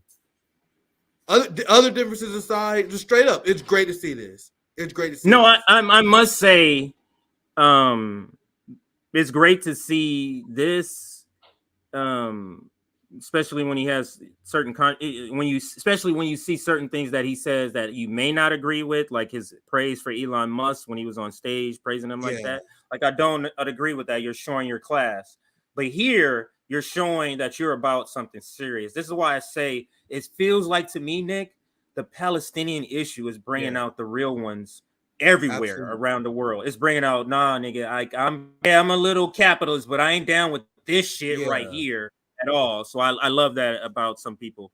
But I think we can wrap there if we have any other. I think this connects well to this segment because it's surprising to see. Oh, you got one more. Okay. It's not long, but it's very surprising to see Dave Chappelle speak up on the Israel-Palestine issue because I tell you, I have literally no expectation of celebrity. That's why I'm like, man, thank God Chappelle said this because I wouldn't be shocked to see Chappelle go the other way. That's just how low I view celebrities in general. Not an attack on Dave, but every single celebrity that showed their ass on the Israeli conflict does not surprise me. Like, I see people on Twitter, they're like, "Oh my God, can't believe Sarah Silverman. I can't believe this person said," like, nigga, none of this surprises me. So when a celebrity said the right thing, I'm like, thank God. Thank God. Now, here's Bobby Lee. He's going to explain how Israel buys as many celebrities as they do. Why you see so many pro-genocide positions from Hollywood. So I think that's my preface. I think the video will say a lot. Let me know when you want to interrupt. It's only about 90, just a little bit over 90 seconds. So this is how Israel influenced the opinions of celebrities. Steve Byrne calls me, and Steve Byrne goes, "You want to go to Israel?" I go, "Why?" That's my response, right? He goes, "It's free. They'll fly you out." You come on, you didn't do Birthright and pretended you were Jewish. No. Can you imagine? Yeah, I didn't do that. No, but he said, no, the Israeli government is flying out like celebrities for free out there to do a tour for free, and it's on the house. They fly you first class, the whole thing. Wow. And I go, "Oh, who's going?" Now, one thing I gotta say this real quick. I told you guys the West they project more than anyone else. Because you guys know this is what they accuse the DPRK, Venezuela, Nicolas Maduro of doing. They say everything we say about North Korea is true, and anyone who debunks the lies about North Korea is because North Korea hires people and gives them tours and propagandizes people about their country. You guys see how everything they accuse their enemies of doing, that is what they do. But I'll let it continue. I'll let it continue from here. But he's talking about how Israel pretty much promised you a free vacation to Israel for a tour, but it's not really free. He's going to explain why. And it's on the house. They fly you first class, the whole thing. Wow. And I go, "Oh, who's going?" He goes, "It's going to be me, you, George Lopez, Jamie Chung, Brian Greenberg, her husband." I love him. I love Brian, right? And I go, "It's free?" They go, "Yeah, it's not free." Because when you land there, they go, "You have to every day tweet positive things about Israel." Yeah. Right? Yeah. And I just felt so uneasy about it. Yeah, but couldn't you just go? Why do you? Because you have a lot of Palestinian friends. Yeah, I mean, I know some. You know what I mean? I don't know much about it. I just know that they're in conflict, and it's just like. But I did what they said. But it's like the fucking wrath I got was insane. Insane. What was some of the stuff you tweeted? So what he's saying is that he took the trip. Then he was posting these pro-Israeli stuff. So he's just a comedian, some jag-out comedian, don't know what's going on in the world or whatever. So he started posting his pro-Israel stuff, don't know what's going on. And then, like, I'm sure a young audience started roasting this nigga CJ. So let me continue. Jews was insane. Insane. What was some of the stuff you tweeted? Jews good, Palestinians bad. Is that what you tweeted? Yeah. Jew number one. Build the wall higher. What? It was just basically, Palestinians. I know Israel's a beautiful country. Yeah, that's probably true. That's true. It is true, but then it's like I had to tag the government in it or whatever. Oh, that's crazy. The Israeli government? That's pretty crazy. Fuck, that's weird as shit. Yeah, and it was just like every day it was just nonstop. You were cucking for the Israeli government. Yeah, but I wish I hadn't gone really. Here's Steve. See what he said in there? So I give him credit for that. Where he once again just someone not aware. He's a victim of propaganda. Don't know what's going on. Now, after seeing how Israel manipulated him and his audience, he's like, man, I wish I haven't done that. Right? How many celebrities don't have this? Like, once again, I'm not even praising this guy that much, but how many celebrities don't have this integrity at all? How many celebrities are not telling this story? Nigga, if I was a celebrity and I got this offer, I'm telling everybody. Like, this is the only person, like all these celebrities going to Israel and not telling their audience that they're paid shields of the Israeli government. And now imagine, like they're paying for it. He said all of them get it. He said all of them get it. Any celebrity. So they're not telling us, but he's letting the cat out the bag, which is great. But go ahead. Yeah, absolutely. So this is one trip. He regrets it. I'm sure. I don't think he did it again. But how many celebrities take that first trip, then they get enough free cruise from Israel? Then all of a sudden they're getting gifts from Israel, CJ. All of a sudden, Israel, APAC lobby, mass buying their books. Now you guys see how celebrities sell out to Israel. Now you see all these unhinged, like there's these Twitter threads I see. I don't invest much time into them because I don't care about celebrity nonsense. But there are these threads on Twitter you can find where like shocking amount of celebrities who support Israeli genocide. It's because they sold out just like this. Class interest trumps all. So I'm glad that Bobby Lee learned from his experience, and I'm glad that they apparently didn't get Dave Chappelle.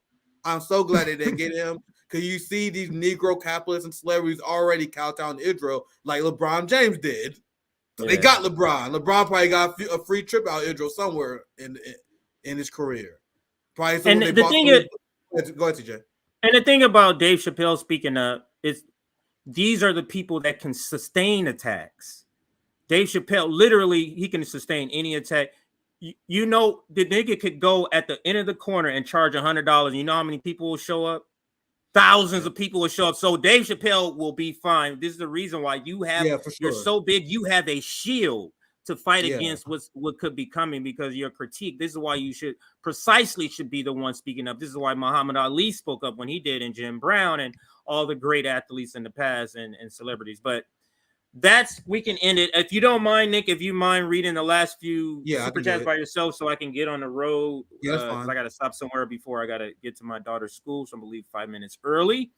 So don't know what's happening. I might take tomorrow off, still dealing with my wife's car, just a lot of problems. So still dealing with my wife's car. So I might take tomorrow off. So you may not see me.